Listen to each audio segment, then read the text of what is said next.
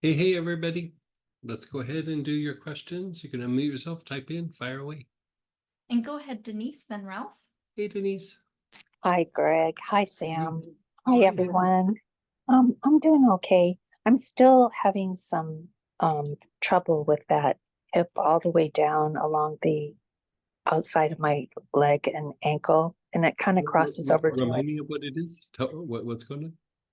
it's that hip flexor is where it kind of began, but it Okay. radiates all the way down along my thigh and then outside my knee and kind of even along the between the shin and the calf, and definitely around that ankle, the outside of the ankle to the toe.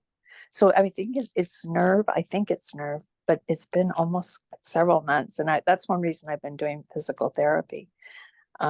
But she had me do a certain exercise that set it all back.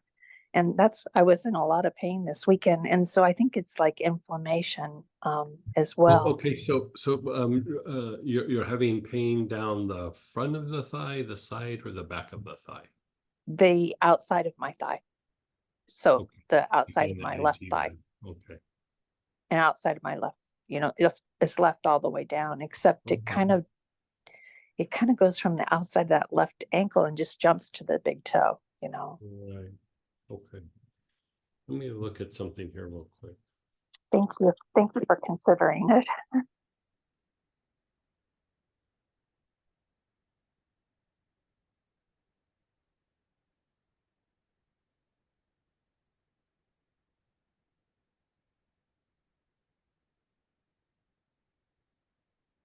So, and you said she had you do an exercise Mhm.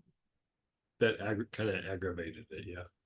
Yes, where it was like kind of a wide band, and she had it around just above my ankles and had me kind of sidestep across, and that really it really took me back. Actually, even before I went into physical therapy, I'd healed it further along, so that happened, and it kind of took everything back.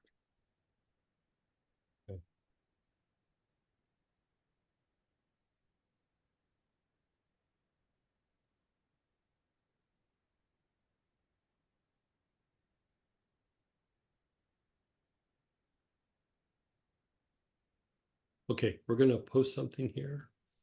I'm gonna send it to Samantha, and then we'll post it here. Thank you.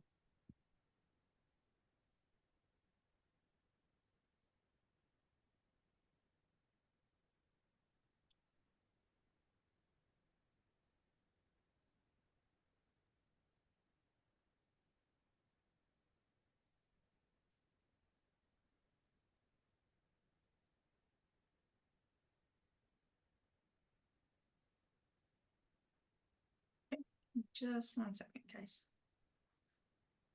And then if you want to save it, I'm going to post the picture in the chat as well after I share it here. Thank you.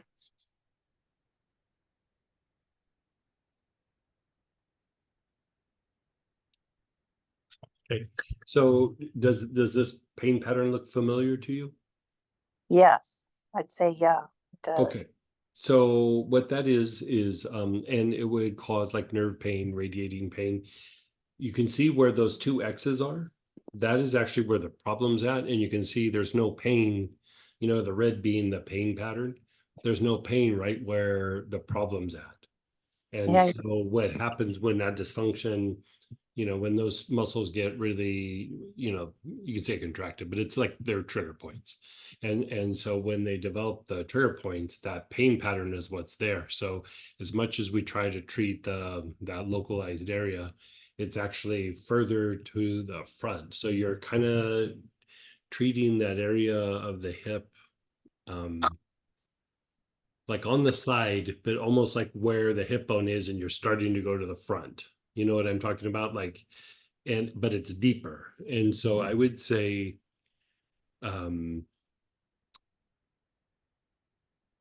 what oils have you been using for the pain?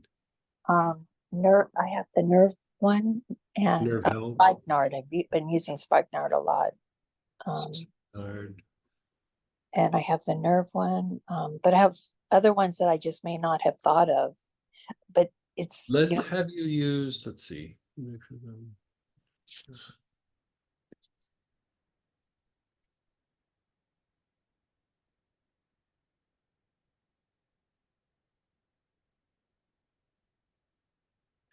you have like birch complex or No, but I okay, can order it.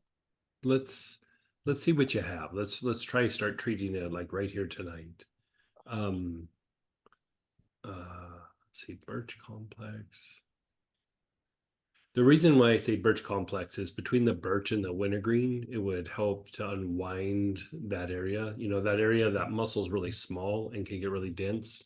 And by the time it causes dysfunction, you know, different kinds of muscles, because of their size and their, you know, do they bear weight or, you know, whatever it is, sometimes they present different issues. And so, like fascial release, do you happen to have fascial release?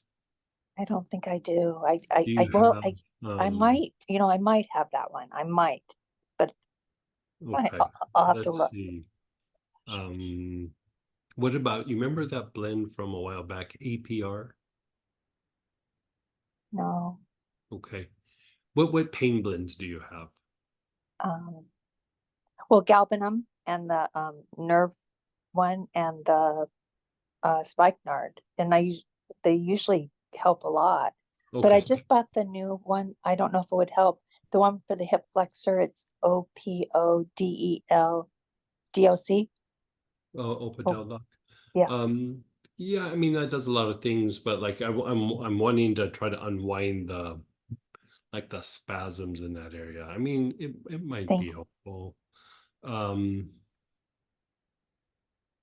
that's like hitting it from a different direction. And so the hip flexors would be in closer to the spine, and they're probably an issue, but this exact pain pattern that you're describing is this was it gluteus minimus or maximus? Minimus.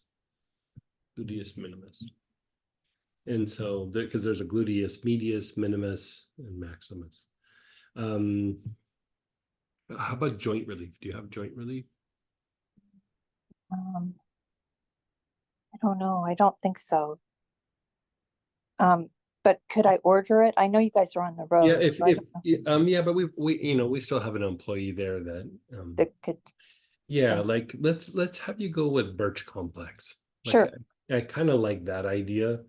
Um and you could put it on directly there, or you could put it in an ointment or um some alcohol base, and not so much worrying about the pain. I'd still do the other things you're doing to manage the pain, Okay. but we want to stop what's causing the pain and what's Yes. like trying to stop to cause the cause. Um, we want to put birch complex on that side of the hip. That's all you're really wanting to treat with that birch complex, is just that where those two X's are. 2X's. Okay. Yeah, you see them in that picture. Um, So it's the side of your hip. It's like up high on the hip. You know, like you're not going all the way up to the hip bone, but you're getting in there, and it's starting to be on the side bit as it starts to rotate around to the front. So just kind of cover that whole area with that stuff. all around the Yeah, X's, like all around. I wouldn't try to be super specific. I'd just shotgun it in that area, Surely. and then I do it like 2 or 3 times a day. I mean, Oh. if it's been bothering you that bad, you know, because that is a thing with like weight bearing, you know, because of what it is and movement, it can get aggravated kind of easily. And so I would say, you know, let's have you do that. You know, I don't know what stretch they had you do, but you know, there's stretches where you would come like across the, you know, bring your knee across the body and things like that. It Yes. might be a little bit helpful, but like when there's a trigger point, sometimes that trigger point um, kind of fights the stretch somewhat. And so have they done any sort of manipulation in and around that hip at all, or? No, she Okay. hasn't. Yeah. On my spine a little bit. She worked my spine a little bit Yeah. yesterday. Yeah. But if you look at that pain pattern, that's pretty much what you just described. And I did do a screenshot of it as well, and I'll check Yeah. the chat where Sam told me. And I'll email it to you, Denise. Yeah. Thank you, thank you. Okay, so I'll get that ordered online tonight. Is there Okay. anything else I should bring in? Do you? No, I'd keep using the spikenard because the spikenard's calming down that spinal thalamic tract. So it's calming down the pain, information or stimuli that's going to the brain. So that will cut the pain somewhat. How has your sleep been? Oh, that's been not so great. Yeah. Yeah, So as you work on the hip, the thing that I would say would go into like hand in hand with that would be to like maybe really use the spikenard, like inhaling it a lot right as you go to bed. Let's try to get you some good sleep, because if we can get you unwinding that hip and then some deep sleep, that probably will unwind. oh, that's great, Yeah, Greg. Thank you so you're much. so welcome. And I enjoyed our class so much. Oh, good. It was, yeah, super good seeing you. It Yeah, was just yeah, wonderful. Thank you both.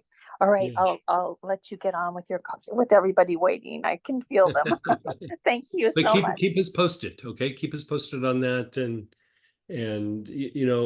that should resolve it. But if it doesn't, there's other things that we could do. But like, we want to see how it resolves it, and if it doesn't, like, sometimes the missing the mark also tells us things about what that condition is and what's going on. And let me just look up one more thing.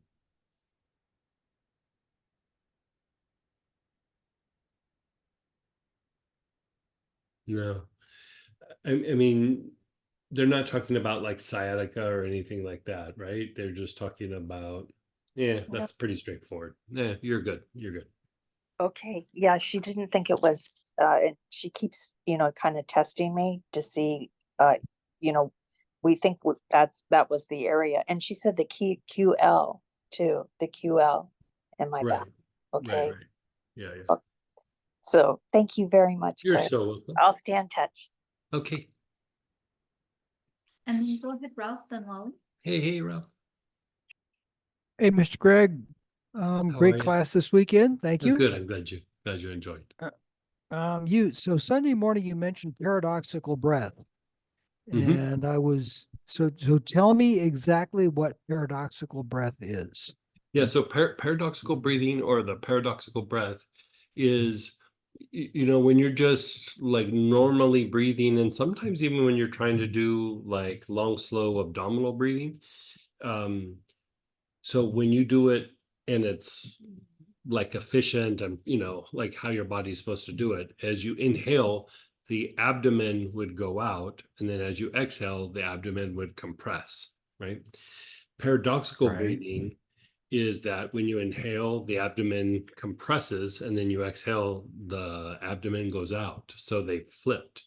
And for you to be able to breathe like that, you're really just breathing up really high. You're only breathing in like your upper chest area, the upper part of your lungs.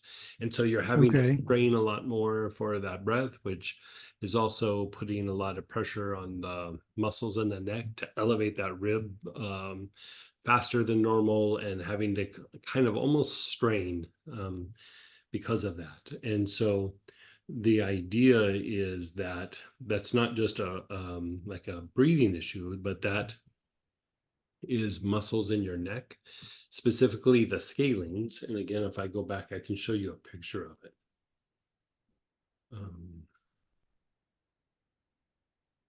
So what I learned is in my old martial arts training was, breathing from the dantian, or the navel minor, Right. whereas I inhaled, the dantian would go out and basically extend the Yeah, same lungs idea. down. Yeah. Okay. So Yeah. that's not paradoxical breathing then. Um, Paradoxical breathing would wait, be say someone that who's again. simply Say breathing that from again. the chest to the rib cage. Wait, Paradoxical breathing would be, say that all again. Say it again. I'm sorry. so paradoxical breathing is simply someone who breathes simply from the rib cage and No, doesn't it's use still their, it's not just breathing from the rib cage, but the mechanics would be, I mean, in a way, yes, but it's people can still be like kind of chest breathers and still not have the paradoxical component to it. like Okay. the abdomen, like as you inhale, the abdomen going out, and then as you exhale, the abdomen compressing. Yes. That is a big component. Like even if somebody's a chest breather, sometimes that still will happen. It might not be very deep, but you still could you could still have it. Mhm. So I would say the best way to do it is like put your hand on your chest and then your hand on your abdomen, and then Yes. just kind of watch how that lower hand works when you're breathing normally, right? And as you're breathing normally, as you inhale, is it going out or is it coming in? And then pretty soon you'll notice like, oh, it might be slight, but it's happening. Mhm. Yeah, that's what's happening for me right now is Okay. as I inhale, the hand on my belly is going out. Yes. Okay. As you inhale, the hands going out. Yeah, you're good. Yeah. Yeah. Okay. Yeah. All right. Good deal. And also, Sam, make a note that on the when you guys are looking at the mystical approach book, look at protocol 9 and 10 back on page 23. I think they might be the same. Yeah, it's 9 and 11, and Yeah, yeah, it's yeah. gonna be updated in the booklet, and we're gonna get the neural, what was it? The The nervous system. nervous Neurons. system one. Yeah. So we Yeah. might put one of those in that. So Yeah. yeah, thank you. Okay. Get that for the All right. study group, but that won't be till next Monday. Yeah. All right. No problem. I just want to let you know about those two protocols. Thank you. Yeah, thank you. Yeah. Cool. Thanks. Have a great one. So I posted I posted a picture of or Okay. she's about to. Yeah, thanks. But here's the muscles, and I wouldn't really pay attention to the pain pattern because that pain pattern is just about if there's pain present.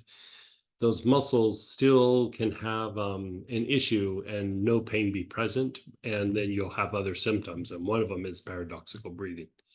And so the remedy for that is slowing down and deepening the breath. So you know how, That's yeah, what I thought. Okay. yeah. So you can see the picture where it's just the muscles and they have those little X's all over. That's something that you really, even putting things on topically, it's not going to go deep enough. Like it won't really penetrate that enough. But using things like larch and hyssop, where you slow down and you deepen the breath and you open up the bronchioles, by treating that, you actually are starting to relax those muscles. And so even if you want to develop the breath, the abdominal breathing even to a higher degree, you would still work those areas to allow for the abdominal breathing to be deeper. So.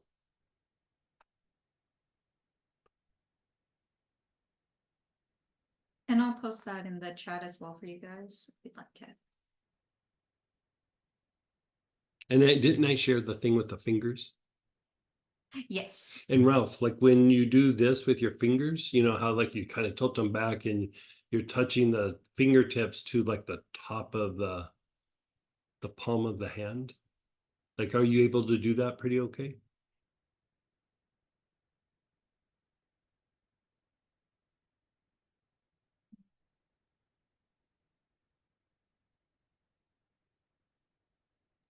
It's tight across the top of the fingers or my fingers roll over. Uh-huh. But yes, the fingertips But you do are touch able to the do top. that? Yeah. They do touch the top of the palm. Right. So if they're a little bit tight, I would say you probably don't have a problem there, but you're window shopping.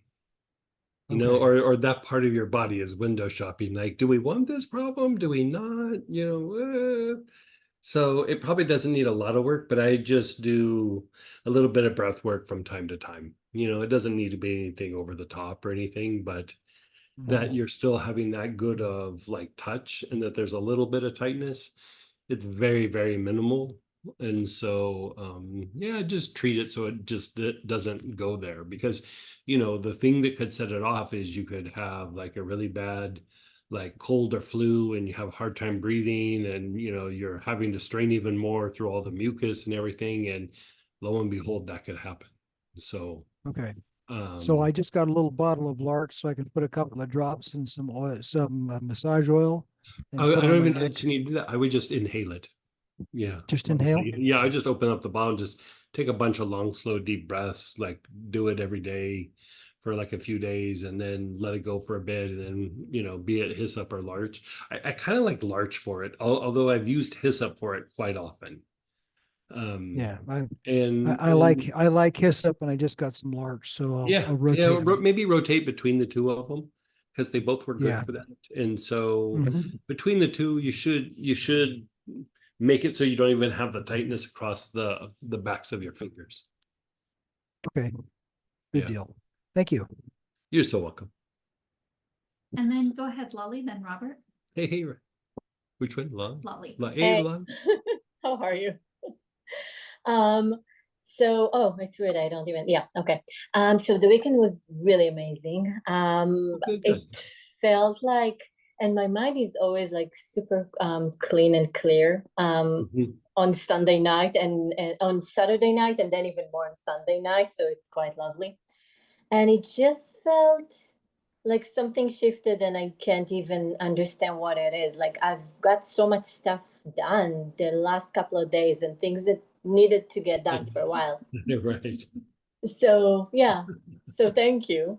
So, the thing with like the chakras, like if, because sometimes we're using different language to talk about the same things, and sometimes the approaches or the looks at things are a little bit different. But like when we're looking at the chakras, how we were talking through the weekend and, through the classes over the last month or two about regeneration and degeneration and like the state of the body, and the chakras are like an energetic version of that. There's like where we target the physiology and psychology and things of that nature, and then there's points of views where we can come at it from the energy part, and the chakras are tied to frequencies. So you're shifting and changing the frequencies of the body. From the point of view of physiology, we're talking about how well our body regenerates and how well it is diminishing degeneration and things like that. But from an energetic point of view, your body would be diminishing degeneration, which is a hyperreactive fight-flight system, and increasing regeneration, which is rest and repair mode. And the chakras tend to stimulate more of regeneration than just like diminishing the degeneration. So like you're basically stimulating the body's ability to regenerate or heal. And not just healing like a symptom, but like even the causes of the symptoms. And so it's like when you work the chakras in the way that we did, it's very different doing the mystical version because you're treating the body to help the chakras like function better, and then it just starts unwinding all of these different aspects. Where if you use energy and you're trying to stimulate the chakra, you're trying to get to the state of the body, you're trying to shift the body. And so this idea of going from the inside out, it is stimulating the potential for regeneration in the body, and then the manifestation is the chakras work better, and then it's like it goes back and forth, and then the chakras then go deeper into the body and then shift the body. And so it's this kind of like back and forth that we're trying to establish, so that when you do some healing with something like that, the nice part about doing it with energy is that if you really address it specifically and you really kind of make a shift in the body, that when you're done and you step back and you walk away, it's like you stimulate this process that just continues to keep going. It has the fuel to keep like going through the processes that it does. And so it's almost like you're running a program, or you're starting to stimulate how the body responds to certain stimuli. And you could say it's like, you know, a precursor to what we're going to talk about in the plant teacher protocols. Is, you know, we're going to take a lot of oils that, you know, practically most of them are things everybody's been working with, but we're making like this like master kit so that you can utilize it by doing this special process, like how to stimulate certain processes in the body that are like physical, psychological, and even spiritual. Like, you know, it's not that you're bringing something in new, but it's like your brain has these potentials, and sometimes we're just not using some of the potential in the brain. You know, where we might have 100 choices and we're using like 8, you know, and so you start stimulating these different things so that the body can heal, and you start breaking out of patterns and the emotional part. And so, you know, they all kind of play off each other, but they're nuanced enough to where they are kind of different. But the chakras really take that work of going deeper into the state of the body and accessing things that are kind of hard to get to. It's a good way to do it.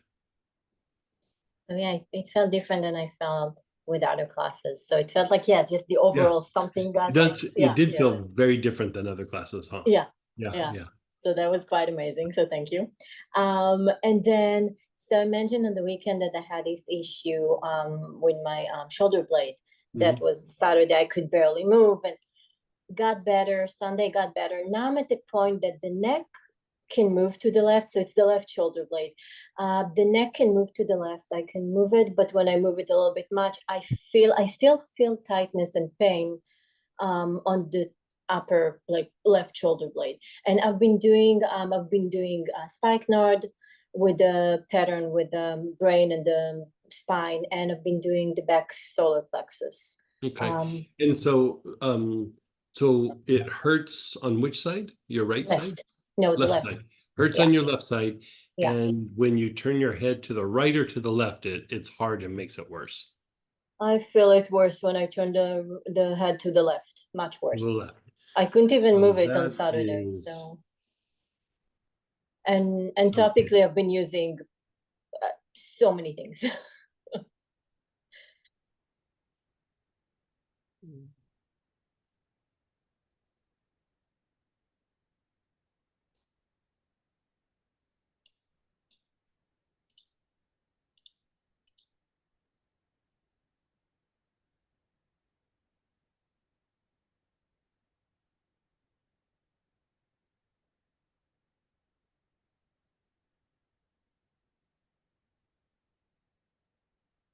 And the pain is like mostly where the neck and the shoulder kind of meets, like somewhere in between the shoulder blade and the neck.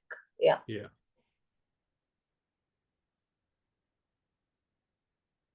Okay. All right. So Lovator step. Okay.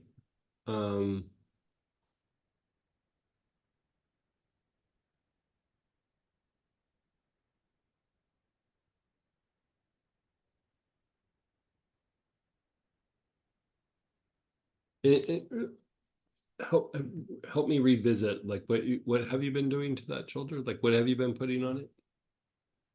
Let's see, what have I been putting? I've been doing facial release. I've been doing marjoram. I tried one of the days. I tried terebinth.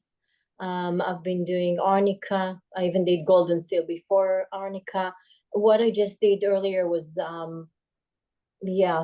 facial release and arnica.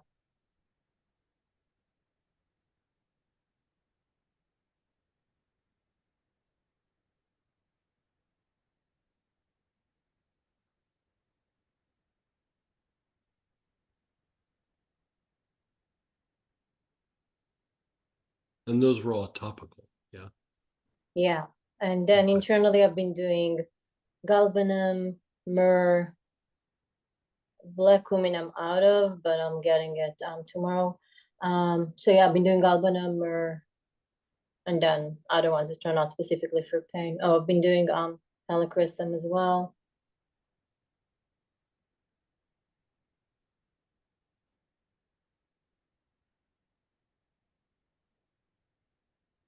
Okay, so I'm going to submit another picture. Boy, this is trigger point night. Trigger point. And I do have to say it's a huge difference than how I woke up on Saturday. Like Saturday, I could barely even move, and it's been, yeah, it's a huge difference, huge improvement. So I love that's a huge improvement, but I still want it to go away and never come back. And which is why I'm I'm asking sure you you about do it. too. I'm Yes, sure you which do is too. why I'm asking. Right. Right. So okay, so we're posting a thing, and this muscle is called the levator scapula or scapulae or however you want to say it. And like I think there was a lot more going on, and you've calmed a lot of it down. But Yeah. now we're getting down to where this is probably more of the root of the, you know, because like when one muscle starts to go, it starts to drag in friends and things that it works with and things that it opposes. And so there start to be a whole like, you know, like satellite issues around it. And it sounds like you've calmed most of that down. But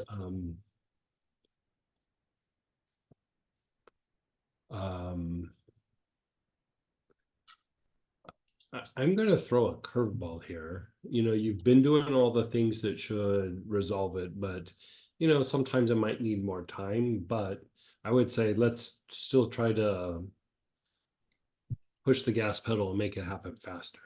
And, you know, things like helichrysum and terebinth and ginger and, you know, all the things that you've been using should help, you know, this, then the fascial release, but that it's still kind of lingering. I would like to throw like a couple curveballs, and one would be I would probably put mugwort on it, you know, just to open up the flow of energy through that area. And then the other thing that I would try is some form of like something for the lymphatic system, like so lymphatic blend or bay laurel or you know, helichrysum is kind of in that realm, but chaco root cleanser, you know, something that even joint relief, something that stimulates like lymphatic movement. Okay, I was looking at the bottle and I'm like, yes, no, yes, okay. Then it should have been a yes. And the idea is because, you know, when we're looking at trigger points, like different trigger points, you know, it's not like one thing works for all trigger points. You know, the issue being that different parts of the body and movement, and is it weight bearing, and what are some of the aggravating factors, and so it's not always like just a universal thing that you can target. So that's one. And two, you know, you have the history of like you have had an accident, you've had, you know, issues with the jaw, like you have things that also kind of contribute to that. Plus you, like with your work, you're having to hold your arms up and keep them in a fixed position, doing little movements for periods of time. And so all of those things, like when you compile all that, we need to have like a protocol that's going to be a bit more specific to you rather than just this is what treats it all, you know? Yeah. And so I would try those things, and I would even like maybe rotate like either pain relief, neuropathic, or some peppermint or corn mint, you know, something that's got like some minty stuff to it. And when you look at trigger points, you know, there's a fascial component, there is a lymphatic component, there's a neurological component, there can even be an endocrine component. You know, it's not just like a single thing causes it. You know, it's like, you know, sleep issues can cause it, the body being in a degenerative state, or it could even be just an area in the body is in a degenerative state. Like if somebody's having trigger point issues all over the body, it's like the whole body's in that state. But when just an area is, and here you've had a history of an injury here, you know, you had a car accident. So a lot of times it will be just in this like localized area where you're having to deal with that area degenerating a little bit. And so anytime you have like pain issues, that is going to stimulate the body's defense mechanism. And so that there long enough is basically the degenerative state. Like that's what that means. And so, you know, we have a little bit of this, also could be a little bit of a pattern. So I would say like rotate a little bit with like mugwort, try some lymphatic, like something, you know, that stimulates lymphatic function. Try minty stuff just to try to break up the pain pattern. Like, because sometimes if you can break the pain cycle, sometimes it will like unwind. And in the beginning, I don't think you could have done that. But now that you've done enough of the work, sometimes it gets down to where if you just break that pain cycle now. And then the other thing that I might throw in there, let's see.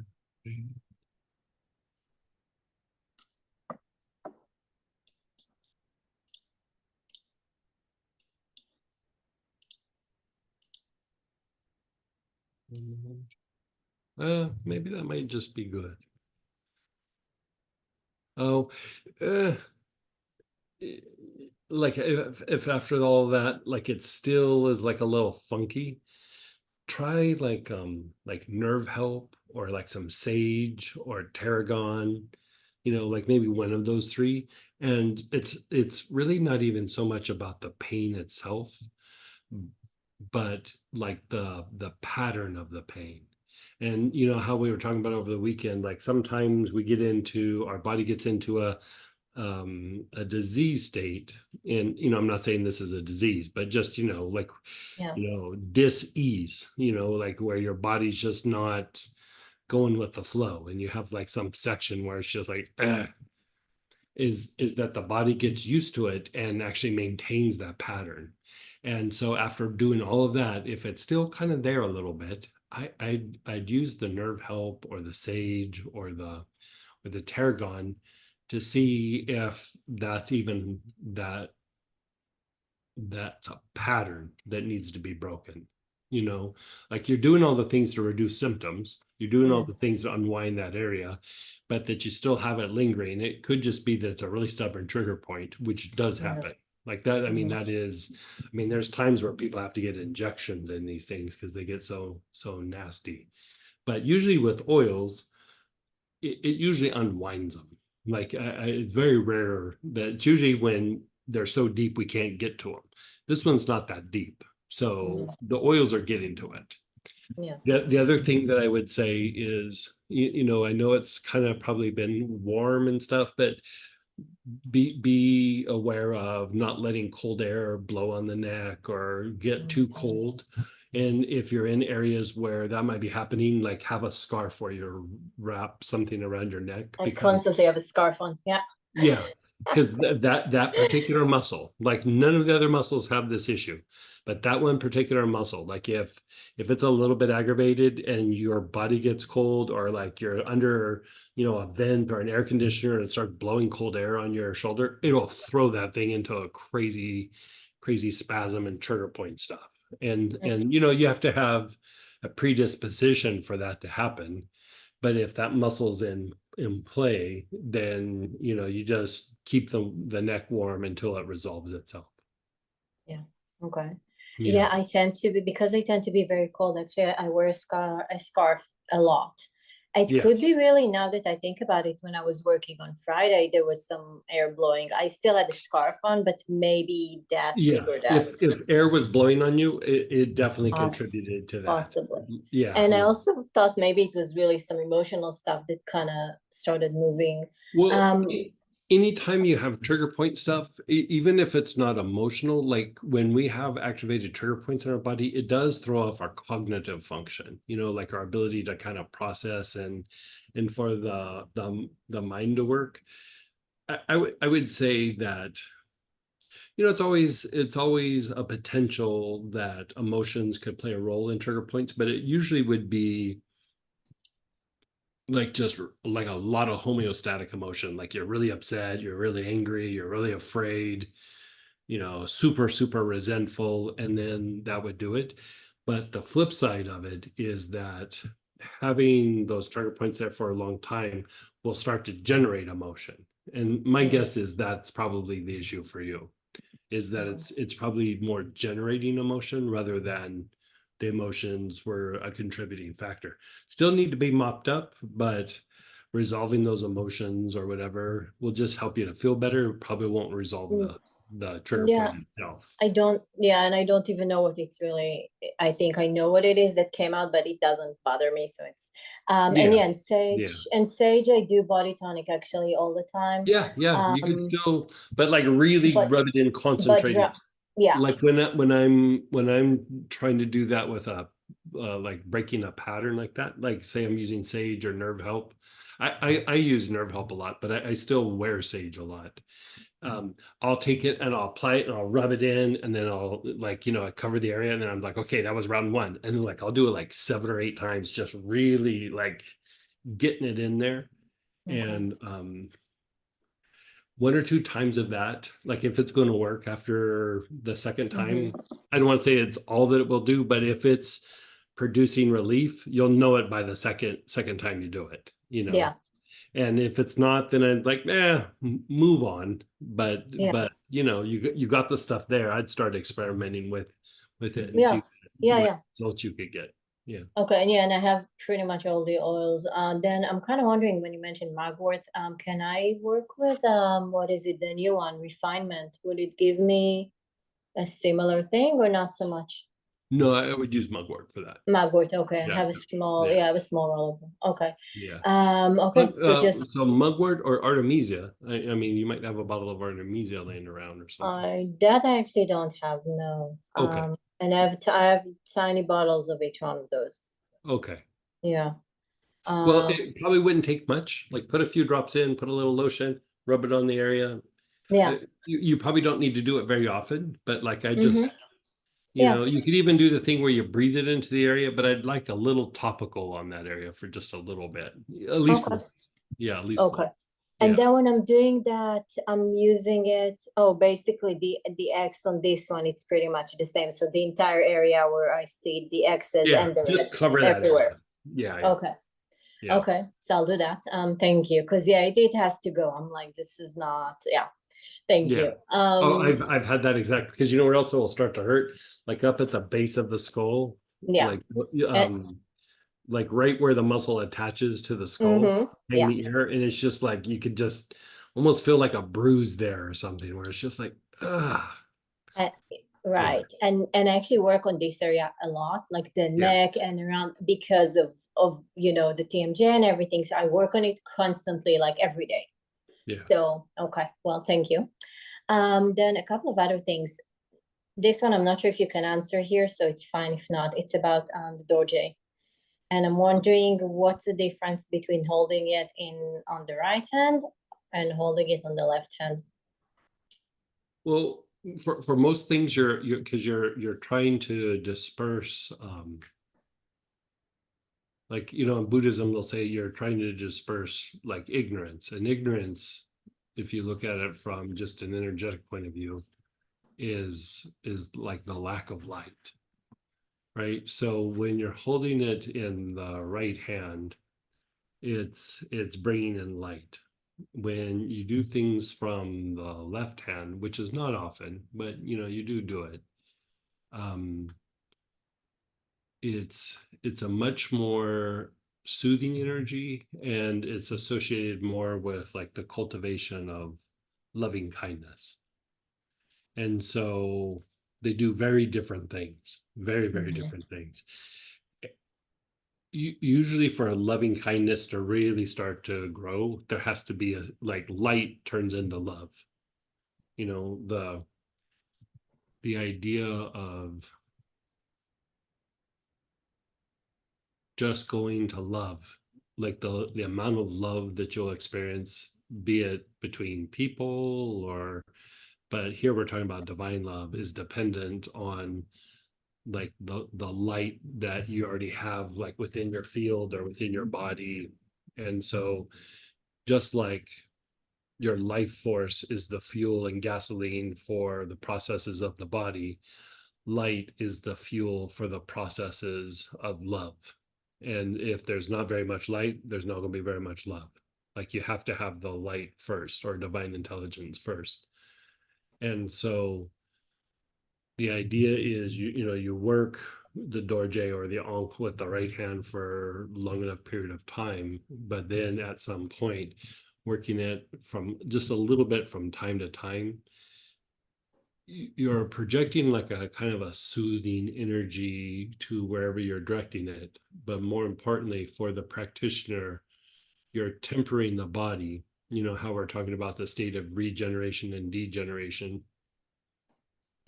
If you looked at like the idea of enlightenment or realization, and you said, how could I explain that in physiological terms, right? And those things that we talk about in vibrational healing, like, the spinal thalamic tract and homeostatic emotions and, regeneration and degeneration, the balancing of the nervous system and metabolic crisis and, things like this. If you looked at what enlightenment or self-realization or awakening, whatever that is, from the body's point of view, it is going into a very deep, deep, deep, deep, deep state of regeneration. And so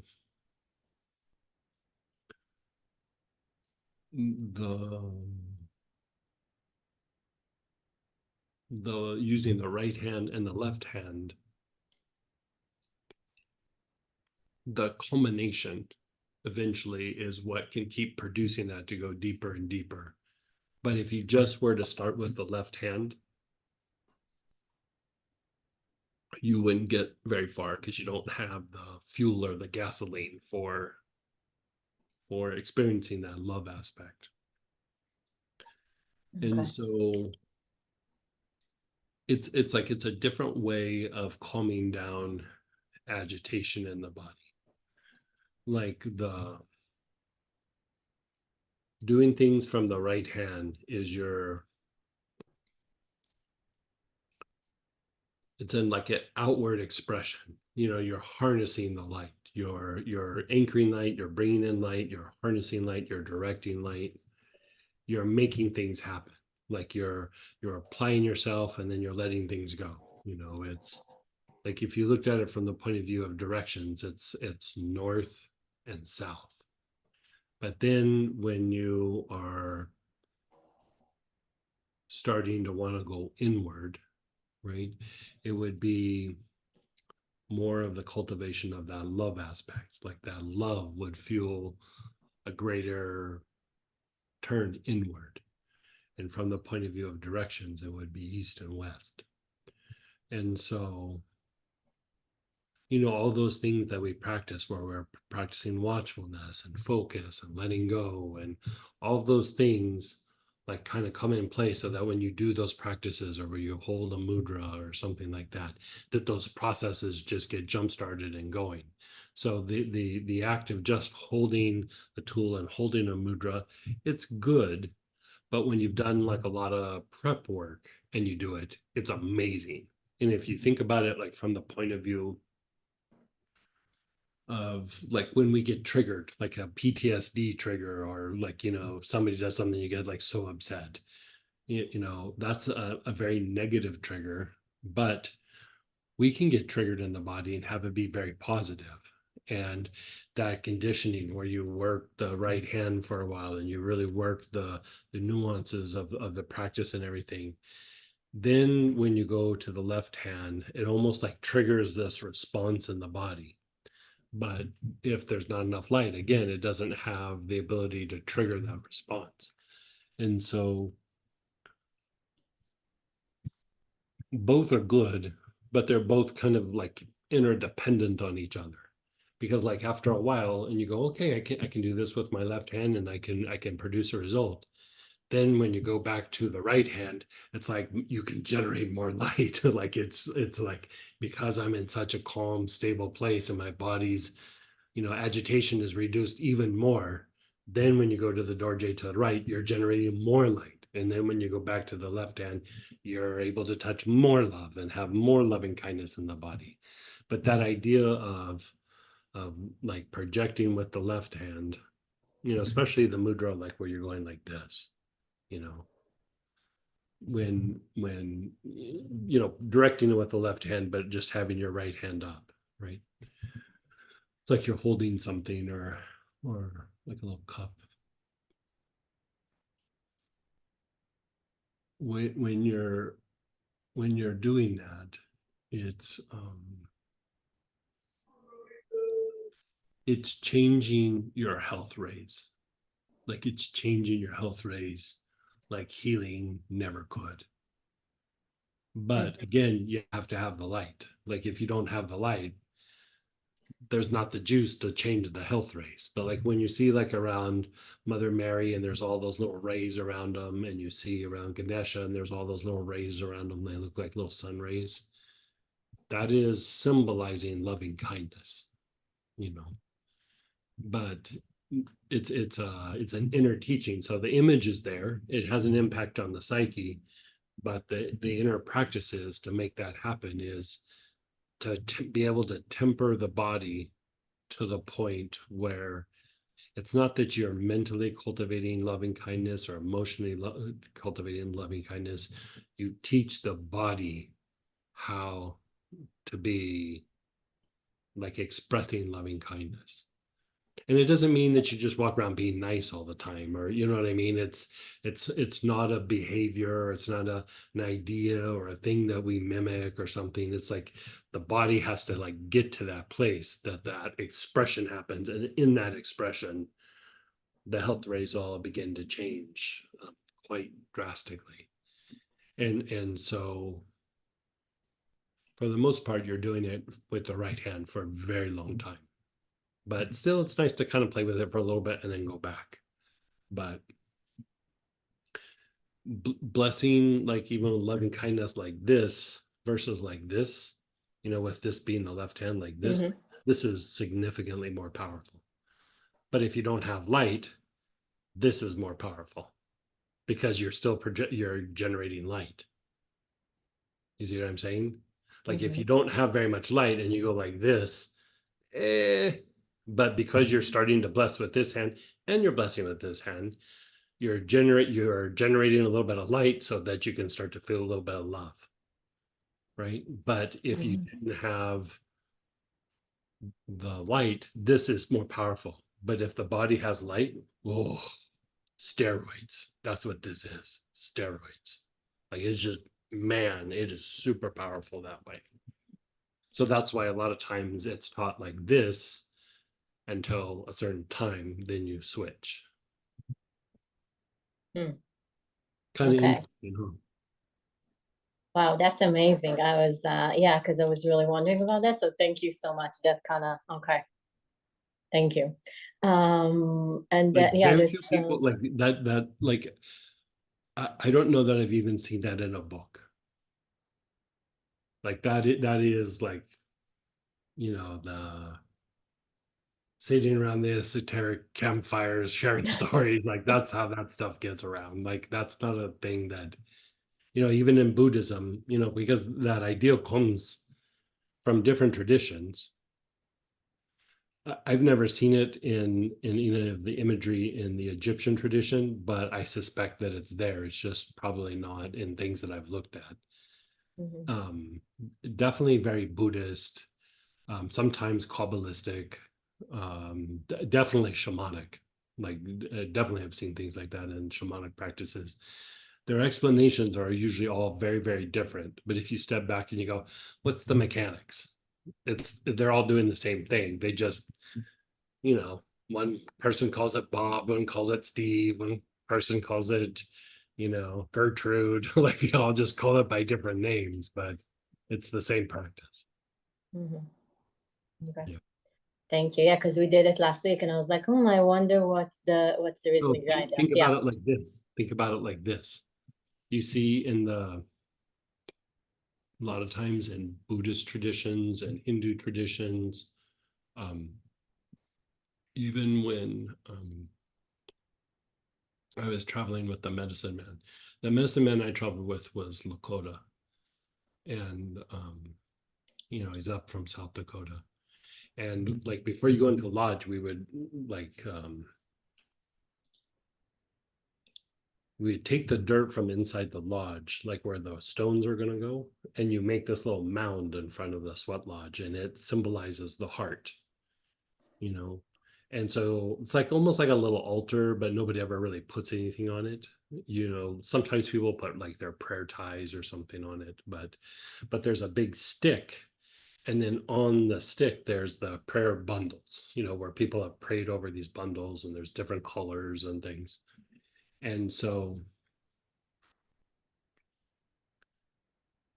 sometimes in the lodge, like the medicine man would get out, or maybe as people were going in, he would stand there and hold that pole. You know, it's basically a branch with, you know, those prayer bundles on it. He would hold it in his left hand, right? And then if you look at like a lot of times in Hindu tradition, things like Shiva will be holding a spear with his left hand, right? And Poseidon, like he's holding a trident in the left hand. In the Buddhist tradition, they have this staff and it's got little things on the top, but it's like, if you look, it looks like a little trident or a little spear, and it's always on the left side, right? So why is it on the left side and why is it a spear, right? And so if you think about like different meditations where they activate the heart and they activate the crown, you know, you're moving the energy of the heart and you're moving it up to the top of the head, right? So part of what you're doing is, for one, you're tempering the body, you're helping to train the body to be of loving kindness. And then you're generating emotion, right? You're generating emotion so that the heart energy eventually moves up to the crown, starts to affect the brain, right? So that meditation or that protocol that we do where we go back, heart, navel, crown, right? So what you're doing there is emotional energy down to the navel, physical energy where you're literally teaching the body act in loving kindness, right? And then you move that energy up to the crown, right? So part of what's happening there is at some point the heart energy is moving up to the crown or to the brain. More importantly, it's the brain, right? So when they're holding tridents or like a staff on the left hand, part of what that is because it's on the left side, it has to do with touching love or loving kindness, right? And the reason why it's a spear or a trident is it's piercing through like your previous thoughts, your previous ways of thinking, like your negative or restrictive, you could say, parts of your mental body. You're literally holding the spear to break through the dark clouds that are above your head to expand even greater into the mental body. You're taking that love energy and you're moving it up more into the mental faculties. And as much as you do it, you kind of, you have your expansion in meditation. You go, oh, that was amazing, and then you come back down, and then in a couple of days you're back to like thinking the way that you're doing, right? And then you learn some stronger meditations, and you get up there and you're like, oh, I can hold it onto it for like a couple of weeks now sometimes, or maybe a good solid week or something. Well, part of what you're doing is you're kind of chipping away at the mental body a little bit. Like, and the mental body is not just your negative thoughts from now, but a lot of it is negative thoughts that you've had in previous incarnations. So as you go up, you keep like chipping at it, chipping at it, chipping at it. Well, at some point when you've prepped the body enough, what you do is you start taking something sharp and you start going, I'm gonna break this ceiling, like, uh. So that is symbolized with the use of the trident or the spear or the staff to go and to break that. The difficulty is that then like kind of comes down, and you know how we do the thing where we go, okay, let's clean the arms and the legs, and let's clean the brain, and let's clean out the organs of blood purification. Guess where all that stuff that got broken up hits? Hit your arms and legs, hit your spine. It's the organs of blood purification. And if they're really blocked up, when it hits, it just gets stuck and the body feels very uncomfortable. And, you know, your mind's not able to let go of it very fast. It will, it just is not fast. But when you clean those pathways and you go, it kind of just like goes whoosh and passes through. And then all of a sudden you're in a higher state, you're experiencing more light, which means you can handle more love. And then when you have more love, you can break the ceiling even more, like, and just, and you keep doing it. And so there's a thing, you know, we're going to be talking about it, and the Plan Teacher's crystal skull thing is there's a thing that's referred to as karmic vision. And it just simply means that all your past thoughts and actions and, you know, all those things, you know, yes, it's in the seeds and everything, but it's lingering up in this like cloud, so to speak, above you. And it affects the things that you can see and affects the things that you can't see. You know, so like if you take somebody, like this is like one of the probably easier ones to look at is, say somebody doesn't even have to be this lifetime, could be past lifetimes, but somebody who like lied to people or misguided people like for their own benefit or something, you know. So it happens, you know, everybody has gone through some process of that, be it this lifetime, past, whatever. We've all done it. And so the karmic vision that comes from that is being gullible. Like you can see somebody, like 5 people are standing there and somebody walks up and says, hey, I have a bridge I want to sell you. And 4 people are like, that is a scam. And the one that has the karmic vision because of light news, like, tell me more about this bridge. Like, I want to hear about this bridge. Like, you know, they become like almost gullible and they get hooked into things because the stuff in the mental realm is there. And so it keeps coming in and affecting how the mind functions. And so, you know, if we look at what the idea is, like having to pay a debt, it's, yes, you can slowly chip away those things and then take them out to the garbage. But if you could, you know, accelerate the breaking up of that to take the garbage out in bigger bags, you know, like do a spring cleaning, like you start just breaking out of all these patterns. Like that's the whole point, is you're breaking out of the things that cause you suffering. And so, and it's a thing that continues to manifest in this life, but also in following incarnations. So that idea of first the light, then the love, and once you have kind of this, you know, the light and the love, then you start going, what about that stuff up there? You know, even if you think about like when you're holding the dorje, you know, or directing it down to the earth, but it's double-sided. So energy is going down, but energy is also going up. Part of the energy is going up is the stuff in the ground is a reflection of what's above your head in that stuff.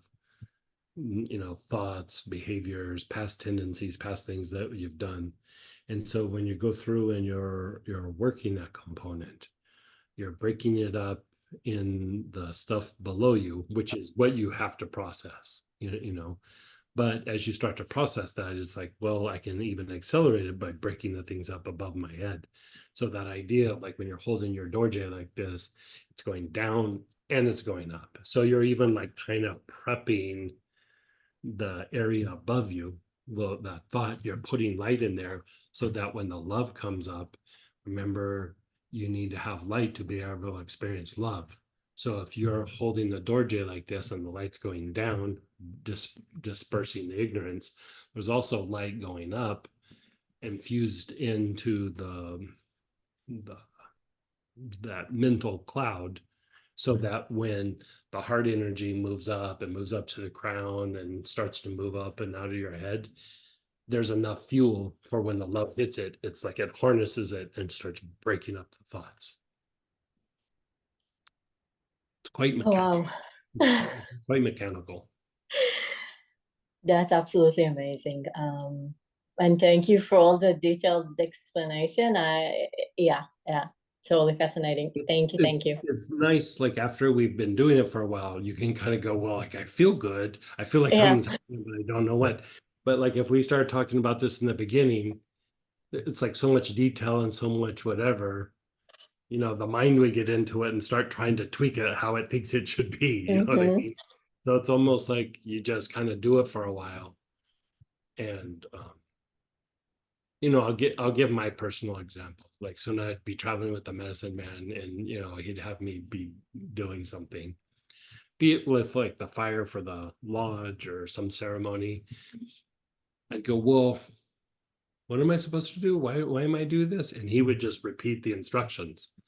And I'd go, but like, why are we doing this? And the instructions wouldn't come again, but just louder. Like it was like, you know, and it's in mystical practices. That's just, you know, any teacher I've ever had that was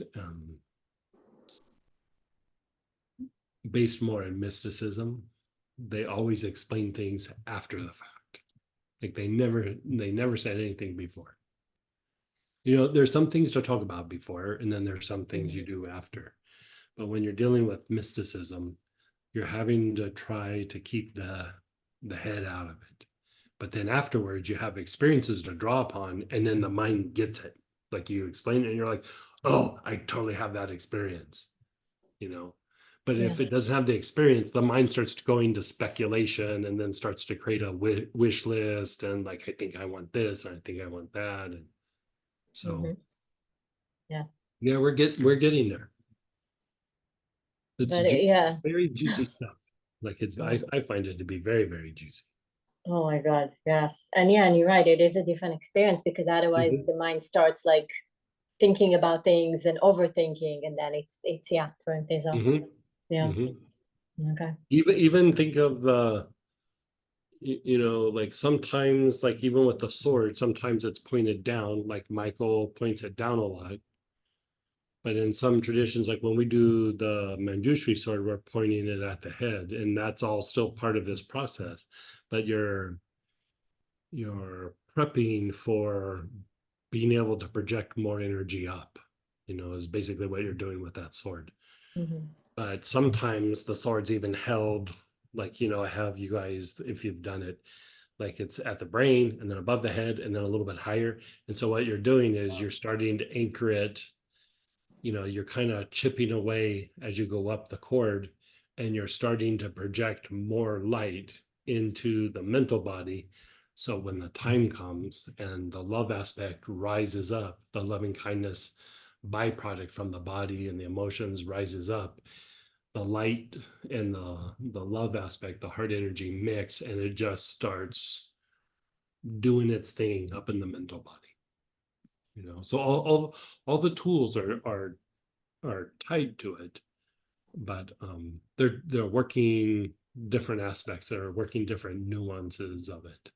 But Yeah. Wow, that's absolutely fascinating. Yeah. Thank you. Thank you. Thank you. Yeah, and also, sometimes, yeah.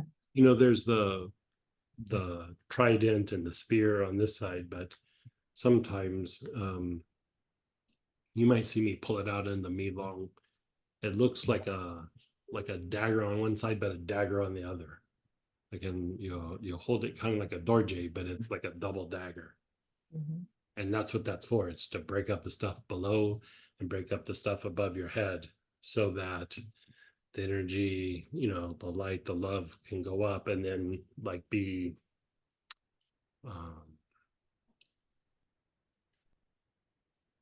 it can be integrated into the mental body to a much higher degree, like really quick.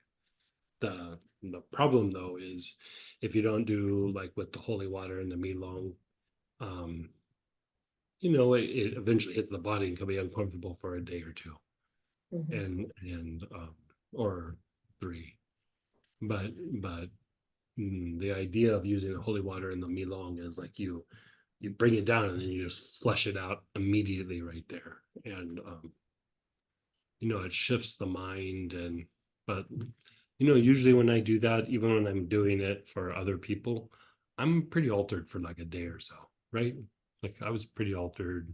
We did it Saturday night, and I think I used that tool.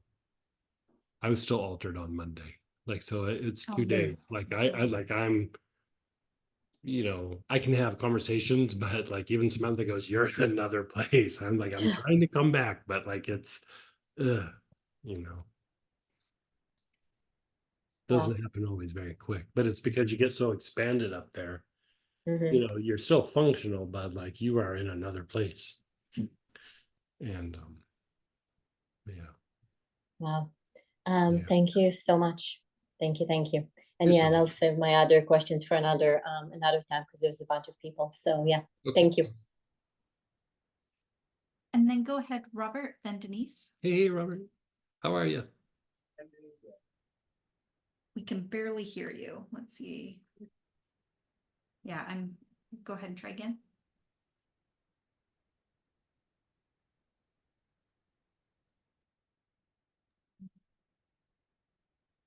Can't hear you yet. Yeah, I can't hear you. Can you hear me now? Yes, I can hear you now. Okay, good. I'm doing very good. How are you doing? I'm doing good. Uh, my question today stems from my mom. She had an intestinal blockage and was in the hospital for 5 days. Okay. And I went and saw her, I don't know when, it was about a week ago now, a little over a week ago. She had been out of the hospital for about 4 days at that point, and she was definitely not feeling good. She's one of those people, she's 91, she's one of those people who doesn't sleep much, never takes a nap, never ever. And she was sleeping 18 hours a day when I got there. So I wasn't quite certain what to do. And what I did is I brought my ORIC programming kit with me and just sort of sat down and looked at the descriptions in the booklet and pulled out some oils and said, okay, let's do Mithridate, ANS support, and sleep support in a stack. And she did that in about 2 days. I would say she was well on her way to being normal. Oh, good.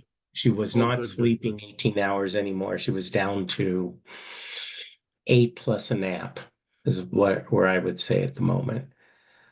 She's feeling better. She's acting more normal. And so I have a whole series of questions related to that foundation. But I'd Okay. also like to know, what could I do in her case specific? But if I find someone like that, should I pull out the anabolic state ORIC stack and do that with them? So Or? normally I would say yes, but like here, this happens sometimes when somebody has like a really like bad health issue or something, is she actually has lost some tone, and it's gotten better, but she's lost some tone in the sympathetic part of her nervous system, which we're always trying to calm down, but sometimes like that can lose tone as well. And that's the other thing. I had her do vagal tone body tonic on her neck. Okay. So that's still fine, but I would have her do like, do you have like anise or fennel, something like that? Sure. I would do that. I would you could work with cinnamon or peppermint as well, just to jumpstart the body's processes. You know, herbally cayenne pepper, but I don't know that she would tolerate cayenne pepper very well. She's got a digestive issue, and Yeah. she's a little bit older, and that might be a little harsh. I joke because I hardly ever use cayenne pepper anymore myself personally, and I always joke that's a young man's game. I'm not doing that. Like when I was young, I would do it all the time. I don't care to really do it anymore. But the mithridate was a very good, like you could just use that more, like the mithridate to jumpstart the body's processes. And the anise will help, and the fennel will help to balance the nerves, but it will help like tone the sympathetic nerves, but in a way that's not going to be stimulating, like you know, not aggravating, I should say. Like it will make those nerves work better, but it won't be aggravating to the body, or you know, cause her to, you know, I don't know. Like when somebody has lost a lot of tone there, they'll sleep a lot, they'll lose their balance a lot, they'll always kind of be spinning a little bit, like they'll be fine and then they start moving and they'll start kind of spinning. And you know, sometimes they say they feel like they're on a boat, or you know, any version of that. But also they'll start to do a thing where it's more than just losing their balance. They'll kind of sway a little bit, and it almost looks like they're dancing a little bit, and then they'll kind of like drop down on a knee, or they'll have to grab onto something to hold on to something. And that is poor tone in the sympathetic part, or the fight flight mechanism. And so those oils can be good. And if you need a little bit more like toning of that, you know, there's that herb uh, yerba mate. You know how like that comes out of like Peru or something, and they drink it like a tea. Yes. You could have her like drink that for a couple of days or something. Like I'll give you an example. Like sometimes, like when I was on the ranch and like new alpacas, you know, little baby alpacas were being born, they'd get up and they couldn't, you know, they'd get up on their legs, but you could see that they couldn't walk straight. And it wasn't because their legs weren't working. You could see that they were like spinning and they couldn't get oriented. And so I'd start by, you know, I'd put a little bit of like anise in some water or milk, and I just open up their mouth and shoot it down their throat. And most times that would work, you know, because they're only like 12, 15 pounds, and you give them a drop or two, that's, you know, that's gonna rock it. But there was a couple of times where it was so bad that they were like, we might have to put this animal down. And I was like, let me like break all the rules and just like see if I can save the animal. And you know, I'd give them the oils and everything, and it would be helpful, but they still weren't pulling out of it. And so I'd make a really strong tea of yerba mate, and I just put it in a, you know, those like turkey baster things, and I just open up the mouth and like shoot it down their throat. And within a dose or two, they're running around having a good time, you know, every time. And your So mom is like those little baby alpacas, like it's, you know, she might not be dizzy, and but like her nerves for like making things happen in the body are off. And so she was very off, yeah. and the off feeling was to me dramatic enough that it was degrading rather than Yeah. anything Oh, yeah. else. And so it was like, okay, Yeah. we're going to just do this because nothing internal, just smell these, do it real simple. And it was a turnaround. I want to keep it going. And so anise, 1 to 2 drops internal a day. I would probably do two or three drops. I mean, if that's a little much for her, just start with one and work her way up. But 2 or 3 drops, once a day should be enough. Like, I mean, it sounds like she's already pulling out of it, because like if it keeps going in that direction, like that kind of, would have to go a lot farther. And a lot of times people will eventually pull out of it, but that is the beginning of the dying process. It would be much further along. I'm not Yeah, saying it was going into the dying process, but it was like her no, body was weak enough to where it was starting to kind of like go, oh, what's that, over there. And, a lot of times people start to go there and then they come back out of it. But for me, I always want to like pull them back out of that. Like and if it's just their time, none of the treatment will work. As much and as you try, it's just not gonna keep them. exactly. You talk about anything could trigger further downhill slide. Like if she got sick from a cold from someone, it would have been awful. And Yeah, my first thought exactly. was immune system, but I said, no, that's just preventing what we don't want. I want to do something more positive and strong and Right, directive. right. Yeah, good So instincts. Pulling out the Mithridate and that was I mean, out of that auric kit, that was the thing to pull out by far. So, going to the more general side of this, then, when I have a client come in or I'm talking to someone, how would I figure out what to do in an auric program? And I know we're learning all the vibrational stuff too.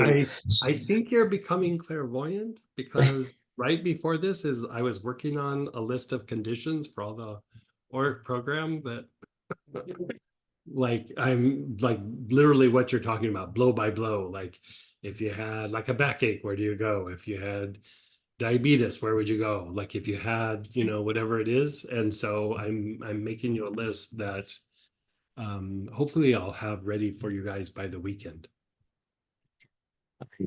Yeah. Yeah, And it's it's those. health issues. Like it's not necessarily chasing after symptoms, but like if, like you said, if what's going on, which programs would I work for this? And so like that's the thing, by the way, that I lost in my computer. That's why I had to start over. And it's just, it just takes time to You, go through. Because I you mean, I'm needed probably what going to give you like 250 conditions or something. you need one more time of doing it to get it just right. Right, exactly.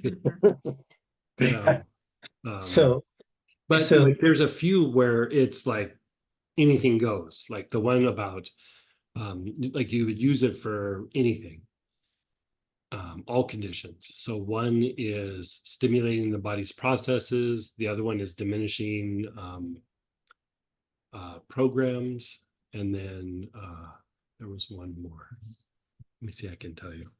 Like so when in doubt, you can go and just go, I'm going to hit this because I'm not quite sure. My processes. Oh, the chakra function.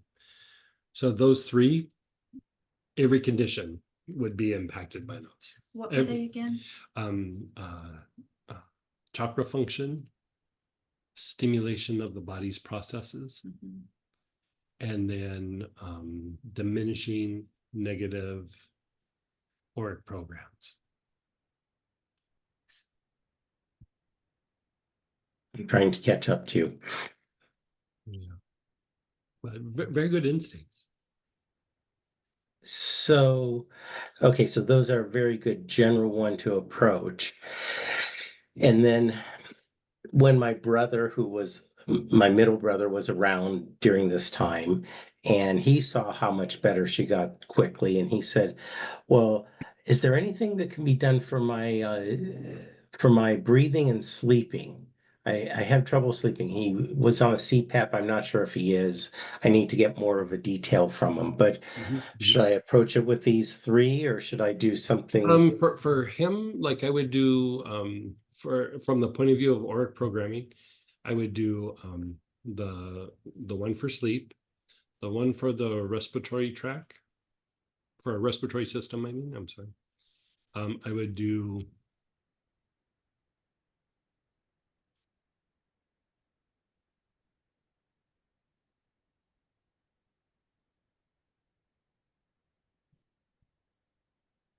do the one for the nervous system. And I would do the one for the digestive system, even though he didn't really mention digestive issues. But the reason being that it would calm down the tension in his gut. And you know, when we're trying to fall asleep, part of the issue is that our muscles have to relax to a certain extent for us to fall asleep. And you know, we think of it as being like our arms, our legs, our back, but the muscles that probably hold us back the most is the gut, you know, the smooth muscle of the gut. Okay. And so even like the idea of treating anxiety and things like that, you know, some of it's respiratory, some of it can be endocrine. A big component of it sometimes is actually tension in the smooth muscle of the digestive tract, you know. So there's medications that part of how they reduce anxiety is they relax the muscles of the stomach, you know, of the whole digestive tract. So this sort of then leads me back to a question about my mom. You know, yes, we're going to have her take anise, no problem. We'll figure that out. Mhm. In a longer term sense, this was her 6th time having a intestinal blockage. So what can we do to prevent using oils and all of our tools? So is there, besides the blockages, does she have other digestive issues, or she's just like she gets a blockage and then they resolve it and then everything else is kind of doing okay? Like what else is presenting? I guess I would say I don't know for sure because getting her to say anything with any definitive answer is difficult. Yeah, I Uh, hear you. I hear you. so my Okay. gut says yes, there is some issue. Um,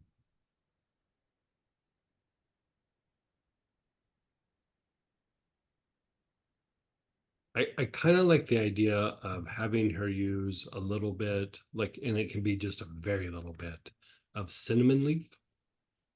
And the idea there is the helping to re-educate the muscle movement and rhythm of the digestive tract. And I'm going to guess that because the blockages are happening so often, that is not happening like it should. It could be that there's cramping. And so another aspect of that could be a little bit of clove. But you know, there's this blend that it's actually like a blend for the immune system, but I actually would even use it for psychological healing, for like helping people step out of the box and things like that, you know, overcoming fears and things like that. But it has cinnamon leaf, it has clove, it has some savory in it, which is very similar to like oregano and stuff.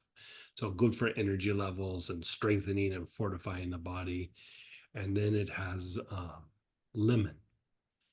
And I think it also has a little tiny bit of rosemary verbena, which has a balancing effect. And instead of giving her them all separately, which you could, especially the cinnamon and the clove, but you might want to give her that. What is that plant? It's called Liberation. Yeah, Okay. yeah. I mean, it's very good for the immune system. It's good for psychological things, but it also is good for stuff in the gut. Like It would be 1 to 2 drops daily. yeah, like probably yeah, about that. Yeah, Okay. and some water, because they're all the cinnamon, the clove, and the savory all have some heat to them. They're trying to restore the fires of the body or the fires of the gut and things. So that's helpful. The other thing that you might want to think about just to help her in her getting like more revitalized and like the energy levels or the fires of the body just kind of working better is um Naoli, like that one in the tea tree family, Naoli, and or Ravensara, like the one that's spelled Raven Sarah. Because there's two that are really close together, but they're different. Not massively, but somewhat. And those would also be internal. The Ravensara, you could probably get away with like a topical application, but I would say it might be better that she takes all of those. It doesn't have to be all of them, but you could like kind of rotate them. But all of that Okay. would be best like internal. But all of them are very like fortifying, strengthening, have like an effect on what we'd call in medical aromatherapy like a terrain treatment. You're not really looking at like a particular symptom like, oh, I'm trying to make that better. You're just trying to make the body work better and have more energy and recover faster. And that's where I would put my effort for her. And at what point would I move to the longer term from where she's at now? Oh, I would do it tomorrow. Oh, I okay. So would if okay, I'll have to yeah, get her oils then. yeah. I mean, you could still work what you're doing for like a couple of days, but I mean, I wouldn't wait for a super long time because part of that is going to help her body recover even more. I mean, if you brought her back from where she was and she's sleeping 8 and maybe a little nap, given how badly she's felt for a while in her age, she's doing pretty good for what she just went through. And so I would say, even if you keep her on that for like a day or two, but I'd start integrating some of these other things, Okay. and you can pick and choose and you can rotate. It doesn't always have to be the same thing over and over again. But the thing that I like about the Ravensara is you can do bigger dosages. It's not really super hot. It's not gonna re-educate the gut the way that the cinnamon or the liberation would, but it would improve her energy levels and her body's ability to recover. And it's very fortifying. It's one of the things that I used to give people after whiplash, is because it stops the level or degree of degeneration somewhat and helps their body recover. Because the whiplash is a great example of like, you have an injury, and then even if you start treating the symptoms, it just keeps getting worse and worse no matter how well you treat the symptoms. The body is in a degenerative state and it's tail spinning. And you watch somebody who's been in a car accident and like at first they're like, yeah, I'm okay, and then like 3 or 4 weeks later one shoulder's kind of hanging, they're fatigued, they're and it's just the body is still breaking down, like it's still going through that. And so you can learn something from like watching states like that and treating those states, and then you take it to something that's a lot more subtle. Like here it's a lot more subtle. You don't really get all those indicators where the shoulders hanging and they're like, I was fine and now I have no energy. Your mom's been probably not feeling good for a while, with Oh that yeah. blockage. Yeah. And She so you're not going she to have the doesn't indicators like other conditions, but it's that same idea of the body's degenerating and how do we pull the body out of that degeneration. And then while doing that, if you are treating symptoms as well, you'll notice that the symptoms respond better to treatment because that state of degeneration is not so intense and the body's pulling out of it. And so rotating or multi-layered, however you want to call it, you're just going at it very differently, and it doesn't have to be the same thing over and over again. You could just kind of, you get like a little bundle of stuff, and then you just start mixing and matching and making those things work, and they all kind of work really well together, but it will help fortify your mom's body quite substantially. Okay, great. I'm Thank glad to you. hear she's doing so good. Yes, That's and I really look, good. And I I look- love that you went right to the Mithridate for that situation. it just If you seemed would like have the called right me thing. and you said, "Hey, I have my org programming kit. What should I use?" Mithridate would have been probably the primary one. So super Yeah, good. and the sleep support was like, okay, she's not sleeping right. She may be sleeping a Right. long time, but she's Right.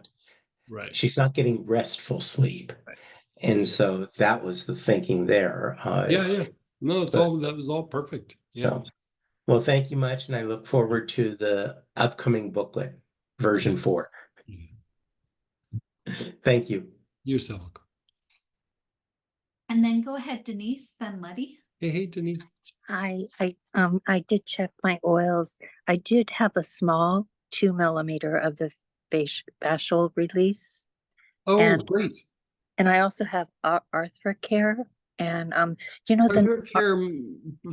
try Arthrocare, we could try that, but I would try the fascial release first.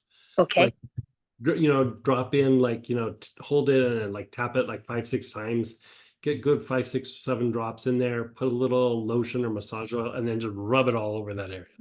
okay. Yeah. And do that several times a day till the birch. I would do it at least 2 or 3 times. You should start to feel some sort of relief there. And Okay. after 3, 4, 5 applications, if it's not resolving it, then we'll come up with a different angle, but it's going to be that spot. We just got to find the right.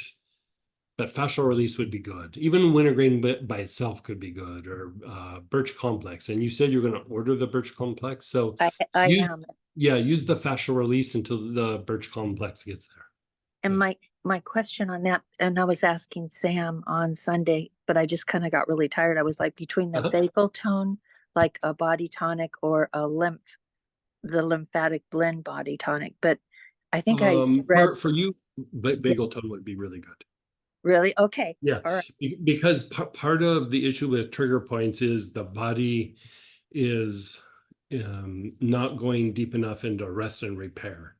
And your body could be good in all the other places, but if you do have a trigger point that's standing out, then on some level you're not getting deep enough into sleep for that to unwind. Because if you really got really super deep, really hard rest, that trigger point would actually start to just go away. And so trigger points, when they become active, actually, how I say it, it causes pain, it causes dysfunction in the body, it causes cognitive processes, but it also causes you not to be able to sleep as well as you would normally sleep. And Yeah. so at some point, you just start rocking it in all the different directions, waiting for something to pop. It might be the sleep, it might be the hip, it might be whatever, but doing the sleep, doing that topical area. That still works some lymph. That's always good. But Which is what, Greg? you could use lymphatic blend, you could use helichrysum, you could use bay laurel, you could use cedar, you could use different forms of thyme. Okay. Time linalool. Yeah, thyme linalool would be great. Yeah, I have that one. yeah, that would be super great. And I have, of course, helichrysum, but I have a group that, thank you, Yeah. Robert, and I'll write those down. I love this arnica and the golden seal. I love those two. Can we get Oh, a good. case? Can we get a case Yeah. to snow? I think I'm gonna need a I know. case of that stuff. Yeah, I Yeah, find them so soothing. You bring up a good point. Since you have the golden seal, put the golden seal on that area.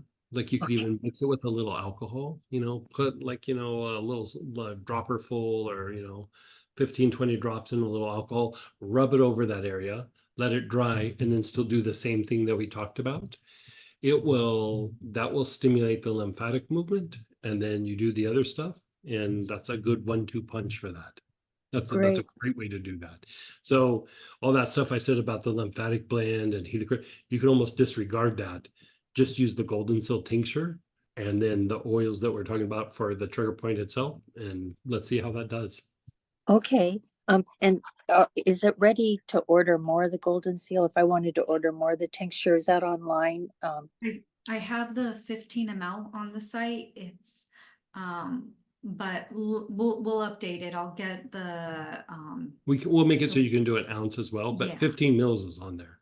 Yeah. Okay, and then Yeah. the vagal tone, is that a body tonic or is it an actual just oil, essential oil? You could do either way, but for what you have going on, I'd probably get a body tonic. A body Either a tonic. body tonic or a roller ball, and then just roll it like on the sides of your neck and inhale it or something.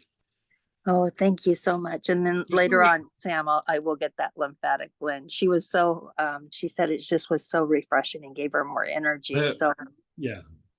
that's coming. That's coming. Lymphatic blend is like a bread and butter, like blend oil. Like, it's good for like toning. It's good for keeping the lymph moving. And out of all the systems in your body, the lymph is the one that's always needing help. Like it always needs help. I can believe that. Trust me. Yeah. So Thank you very it's a good one to have. But you also have stuff going on here where you have the golden seal. That's, you could just jump into that. Yeah. I absolutely will. And thank you so much. I appreciate it. and then go ahead, Letty, and then we have someone in chat you're gonna have a Mhm. conversation with. Hey, Letty. Hi, Greg. Just really quick, I forgot to ask you on my boyfriend that has that neck and shoulder issue, like what oil to use, and then also if I'd be able to do pH on that. What's going on? Remember I mentioned to you that my boyfriend has like some neck issue, like it's a neck and shoulder blade area, like he's been in a lot of pain. I'm not sure what. You know a little bit more detail, like what's happening. He's just in a lot of pain in the neck, and then it's just it's his whole right side neck, and it goes down to his like shoulder blade, he said. And I'm not sure like what he did, like if he's Does he have a slept hard time wrong. moving his neck or anything like that? Yes, a little bit.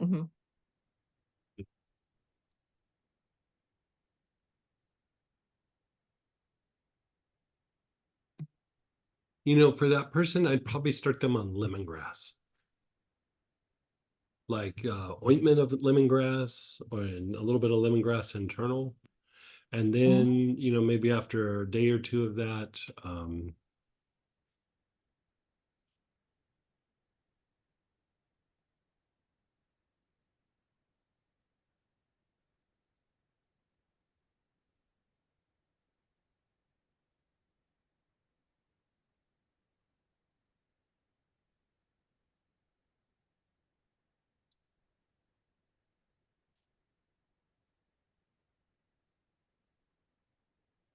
their breath looked like it's not very good. So I would do lemongrass and maybe like larch, like have them inhale larch. Okay. Or you can make like a larch body tonic, but make it like really super strong. So when they put it on, it just instantly unwinds the part of the issue. Looks like the way they breathe, it's aggravating the because it's how we were talking with Lolly, where she has that thing in the levator scapula. It looks kind of similar, but it's still a little bit diffused in some of the other muscles, and their nervous system looks like there's an imbalance in that, and their breath is off. So I would do the larch and the lemongrass, and then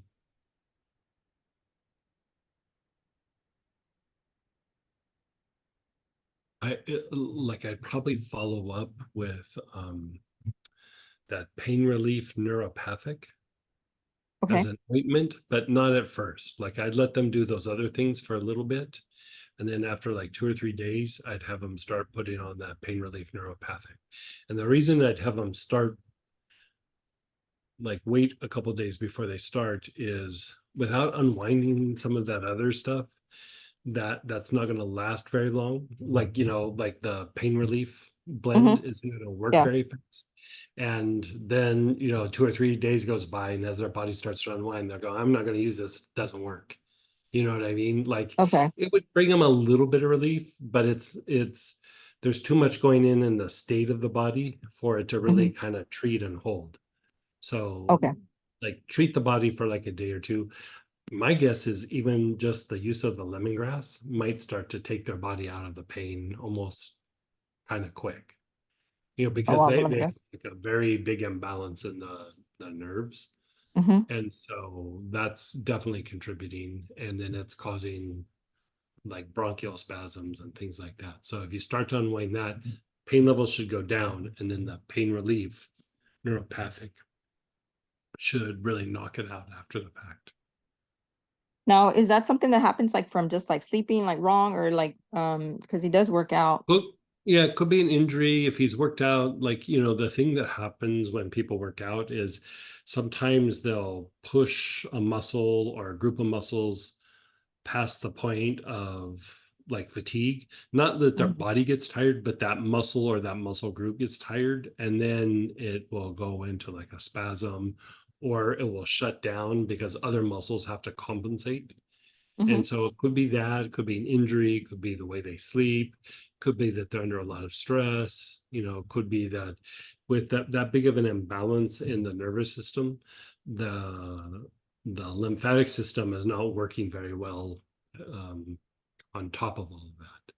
So they also could just be like super, like their tissue kind of like, toxic's not the right word, but like stagnant, like their body's just really stagnant, and so makes the body and the tissues like achy and stiff, and you just got a lot of debris in the body. And so even if you were to do lymphatic work right now, it probably wouldn't hold, just like the pain relief wouldn't work as well, because there's such an imbalance in the nervous system.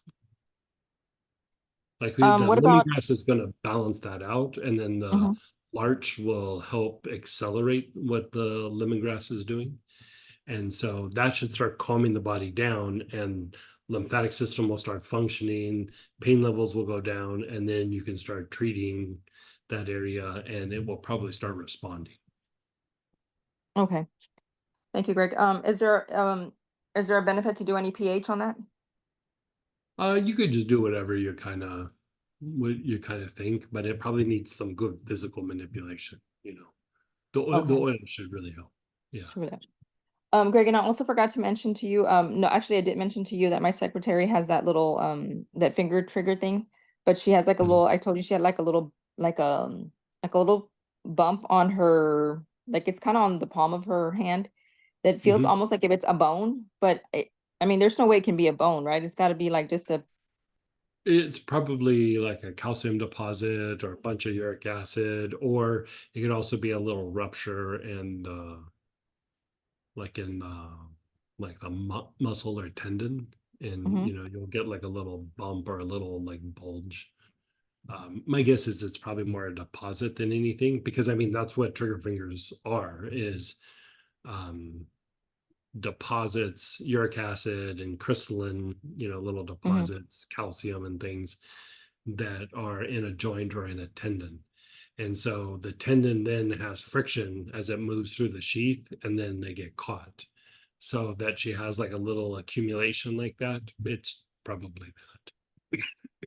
Okay, and for that, like, okay, so I know for the trigger finger you use the eucalyptus citriodora, but like what about for that little ball that she's got right there on her It's still palm? eucalyptus citriodora. Yeah. It's still the same thing. Yeah, I would start with that. Like if you wanted to use the eucalyptus citriodora, and then afterwards follow it with like some marjoram or something. You could do that, but eucalyptus citriodora would still be my primary thing until, like, I'd almost like want to exhaust to see what the eucalyptus citriodora does for that area before you start bringing in another thing, because I mean, blood flow will help flush some of that out, but it's probably so inflamed and so much, because like the crystalline deposits, it's like they get these like little like membranes or bubbles around them. And the Mhm. eucalyptus citriodora like kind of breaks those bubbles up and then starts dispersing those deposits and the uric acid and stuff into the blood so that it can get picked up and dealt with and gotten rid out of the body. But if that doesn't happen first and you put marjoram on there, it will feel good, but it will just eventually come back because all Okay. that stuff's still there. And so if you work the eucalyptus citriodora first and then you follow it with the marjoram, you're breaking stuff up and then you're starting to relax muscle, increase blood flow, and then it will just keep like building on each other. Okay.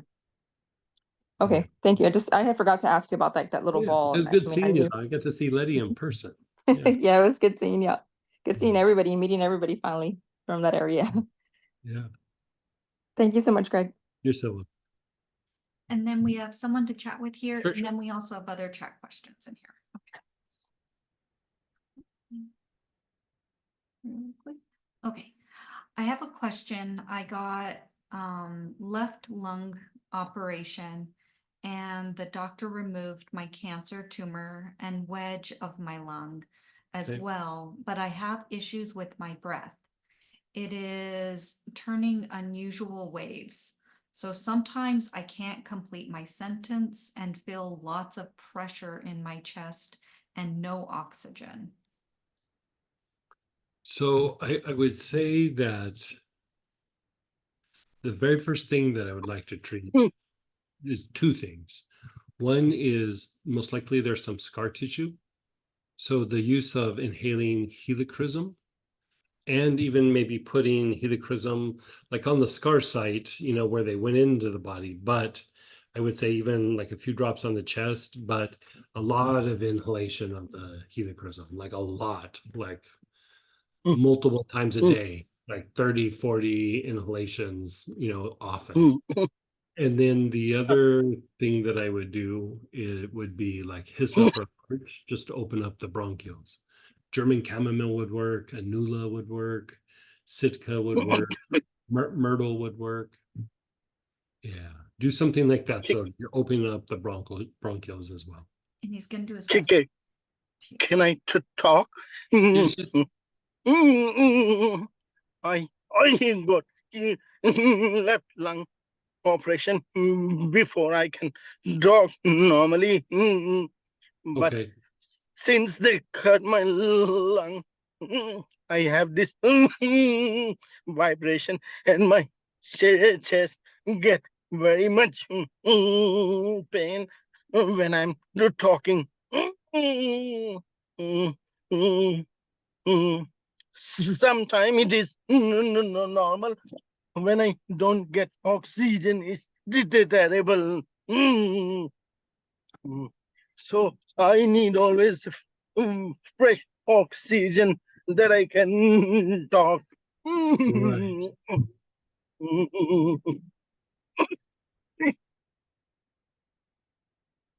Yeah, I would try the helichrysum and then the stuff that we talked about. Myrtle could also be I would still use the helichrysum, but you could also use myrtle.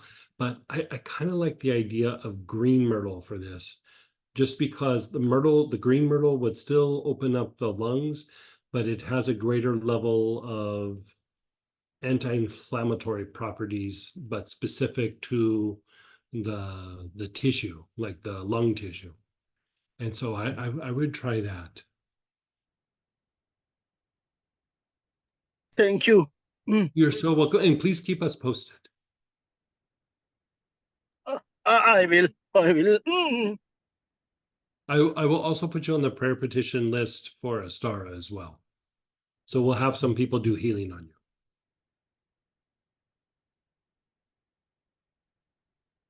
And if you Thank you. Thank you. So yeah, hang in there. And then go ahead, Terry Lynn. Hey.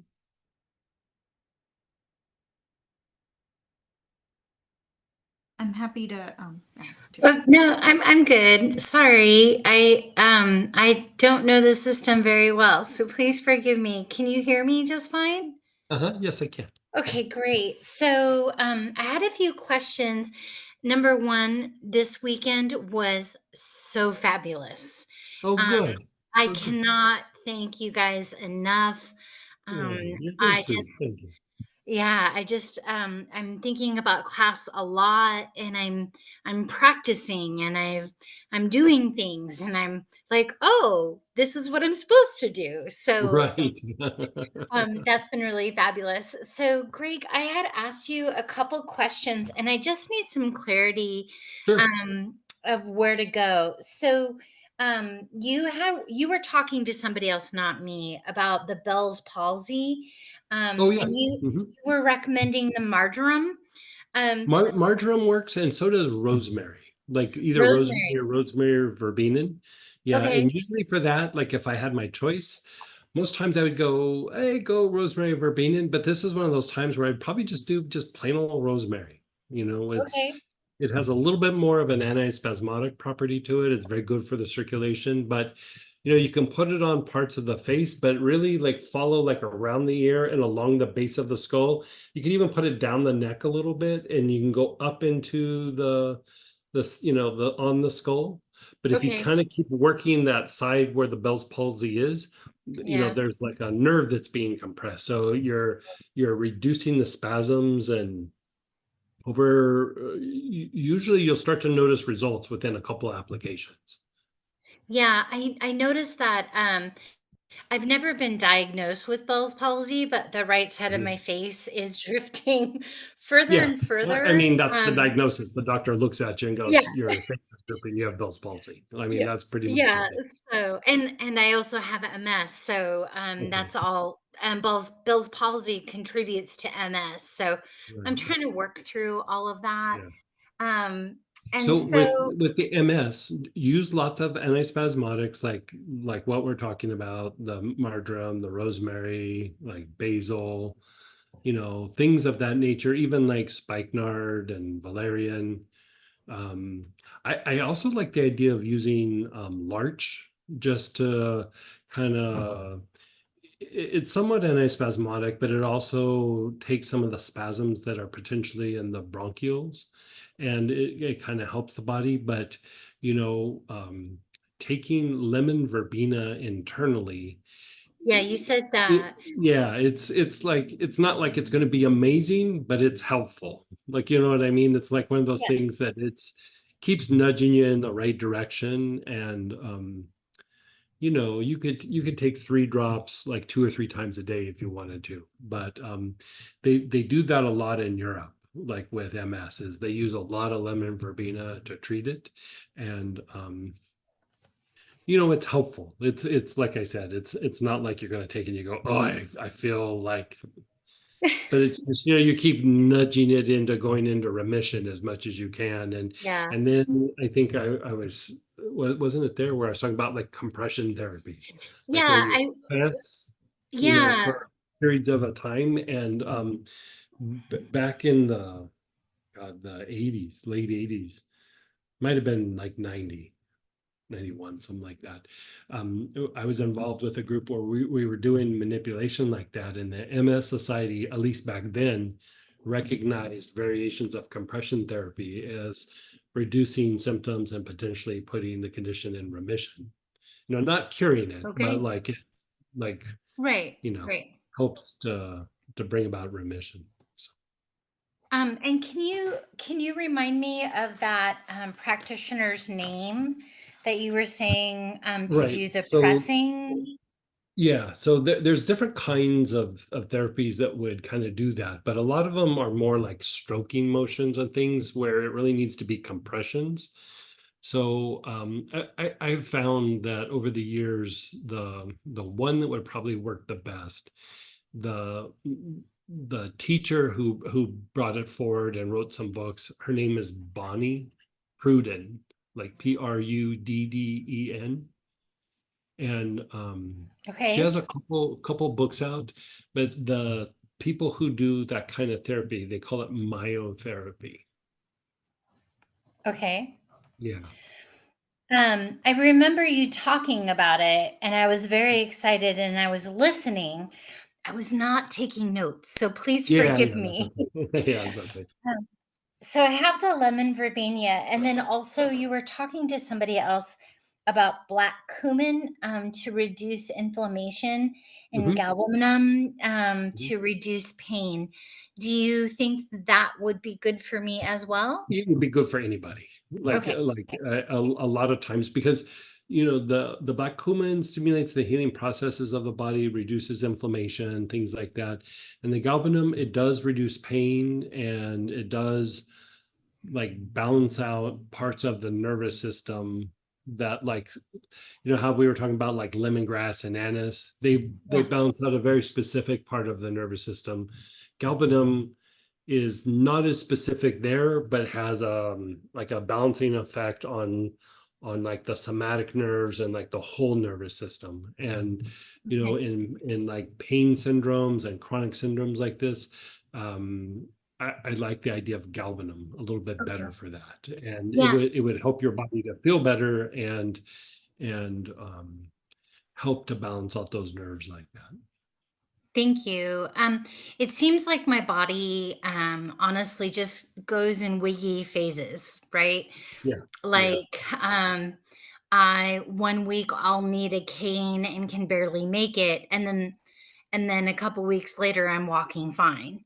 Right. So Yeah. I'm really cattywampus, but I have been diagnosed and I am taking medication for it. I'm just trying to, What do they have you you on? I'm curious. What are they using these days? know, glatiramer or acetate. Oh, okay. I'll It's have a to look that shot. up.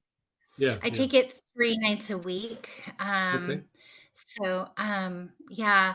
And so I honestly, to be honest, I have been totally in denial and haven't really embraced having MS. Mhm. I'm kind of that powerhouse, go power, power, power. And my body is like, No, we're not doing that anymore." So Okay. I'm trying I'm finally at a place where I can start being like, okay, how do I support the body where it's at, what we're Mhm. doing? Mhm. Mhm. So that's what I'm trying to And figure plenty out. of rest. Like you probably already know that, but plenty Yeah, of rest as well. Yeah. I do. The rest is crucial for Yeah. me, Yeah, I would totally agree. crucial. I Yeah. took after our workshop, I took yesterday off and I took Yeah. like a 3-hour nap, Good for so you. Oh, and I'm did, jealous. yeah, yeah. And today was fabulous and I was there. So Good. with the black cumin and galbanum, is that internal or external? So galbanum, you could go either way. Galbanum smells like a funky frankincense. So if you don't like the smell, you could take it internally, but you could also just put 3 or 4 drops on the wrist, go like this, and call it good. Okay. Um, you know, and you might, you know, if you're okay with the smell, but you're going out in public and you're like, oh, I don't want to, you know, smell like I galbanum when don't I go care out. about any of that. Those, I don't okay, okay, then don't worry about it. Then just topical on that. Black cumin, probably 3 or 4 drops internally a day. Yeah. Okay. Yeah.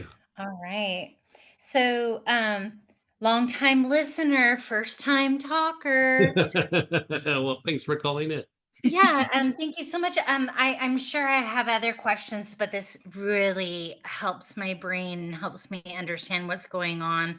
I'm so excited about the classes you have coming up, and I'm so, so grateful to have seen you and Sam again and to have been in Mm. class with you. Thank you so much for all your You're so work. welcome. So keep us posted, and if you have questions and you can't wait for, I mean, like I usually try to answer the emails like maybe twice a week or so. So I usually don't answer it like every day unless my workload allows me to. But always feel free to shoot us emails if like you know the Tuesday night thing doesn't work out for you. I just don't want to be that high maintenance person, if you know what I mean. And I'm You're here going through a every health Tuesday issue. night. Like that's what we're here for. Like I mean, Yeah. that's what I spend my week doing. So like feel free. Like Okay. don't hold Thank- back. Yeah, that's Okay. fine. Thank you so, You're so welcome. so much. You're so Thank you. welcome. And then another question in chat Mhm. as well. Perhaps, oh no, that part wasn't needed. So I would like to know when to use Spagyric Myrrh tincture and its effects. I assume the method is to put a dropper full under the tongue? Just a dropper full internally. You don't even necessarily have to do under the tongue. But I think we have a whole thing written up on that, but don't we? Or yeah. So we'll either post or show you where it's at, where you can read a whole bunch. But myrrh is very good for pain. It's very good for accelerating the healing process. It's very good for let's see, pain. Physicalizing spiritual energy. It's very good for the glands. It helps jumpstart a lot of the endocrine functions in the body. Spiritually and mystically, it's associated with rebirth, like, kind of the rebirth, like being born again, like a better version of yourself, or going through those cycles of going inward and then coming back out. And I don't want to say reinventing yourself, but just letting stuff go and being more of who you genuinely are. Yeah. But pain, glands, accelerated healing, anti-inflammatory, those are the big hits there.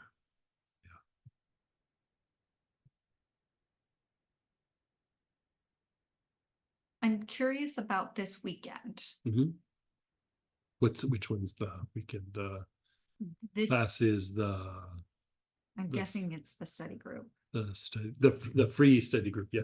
So the free study group, we are going to be talking about conditions like how we are here, but a little bit more involved and going through, like, talking about protocols. We might, even do a bunch of protocols, but a lot of times we do protocols and we talk about it a little bit. This is like a flip-flop where we're going to be talking about things a bit more and addressing particular issues.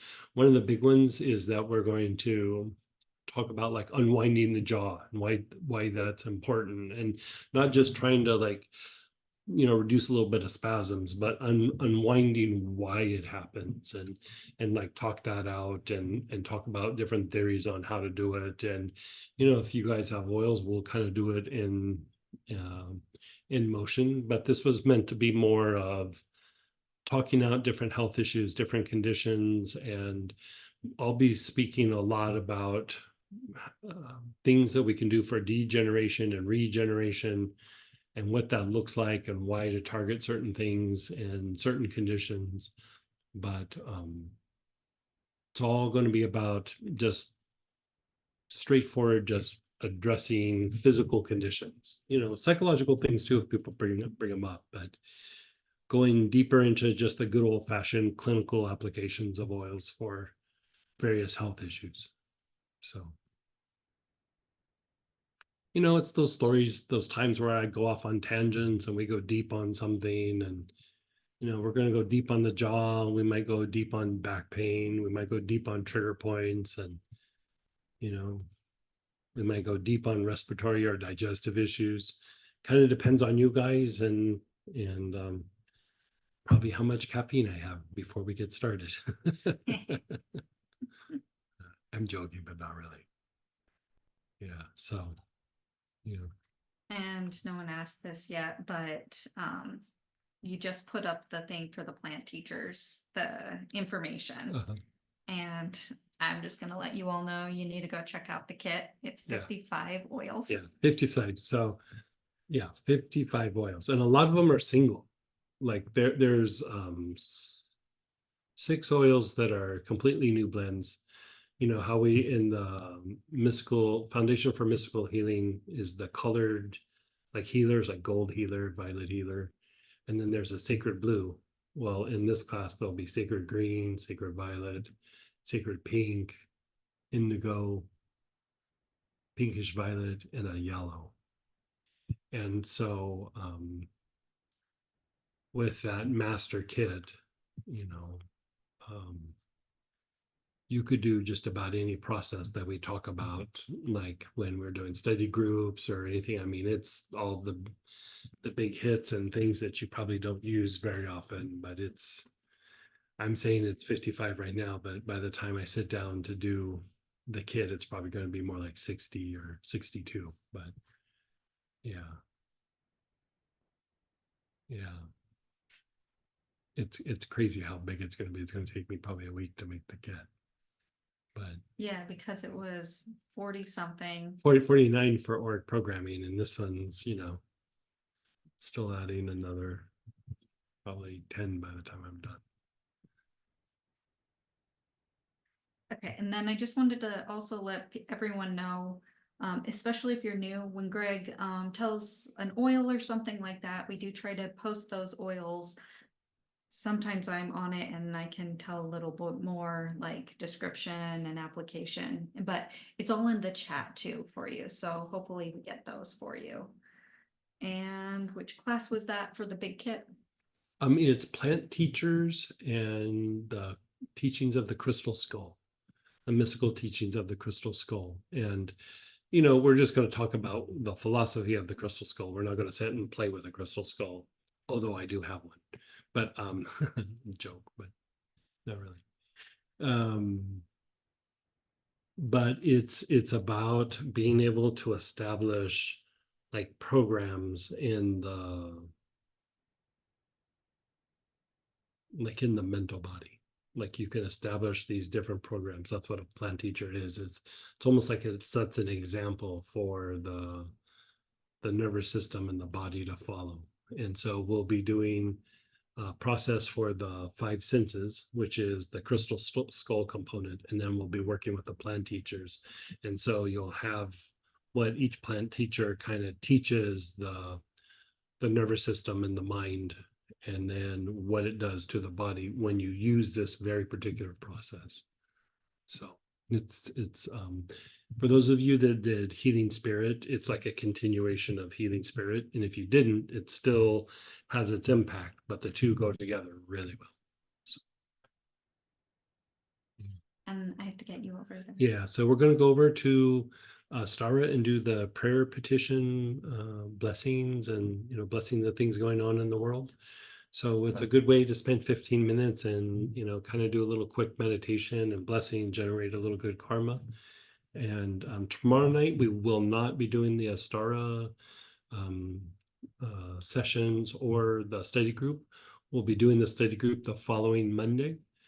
But hopefully I see you on the weekend. And we also have an event Thursday night for Astara instead of Wednesday, which is the anniversary for Astara. So we'll have a longer version of a meditation and healing session. So join us if you can.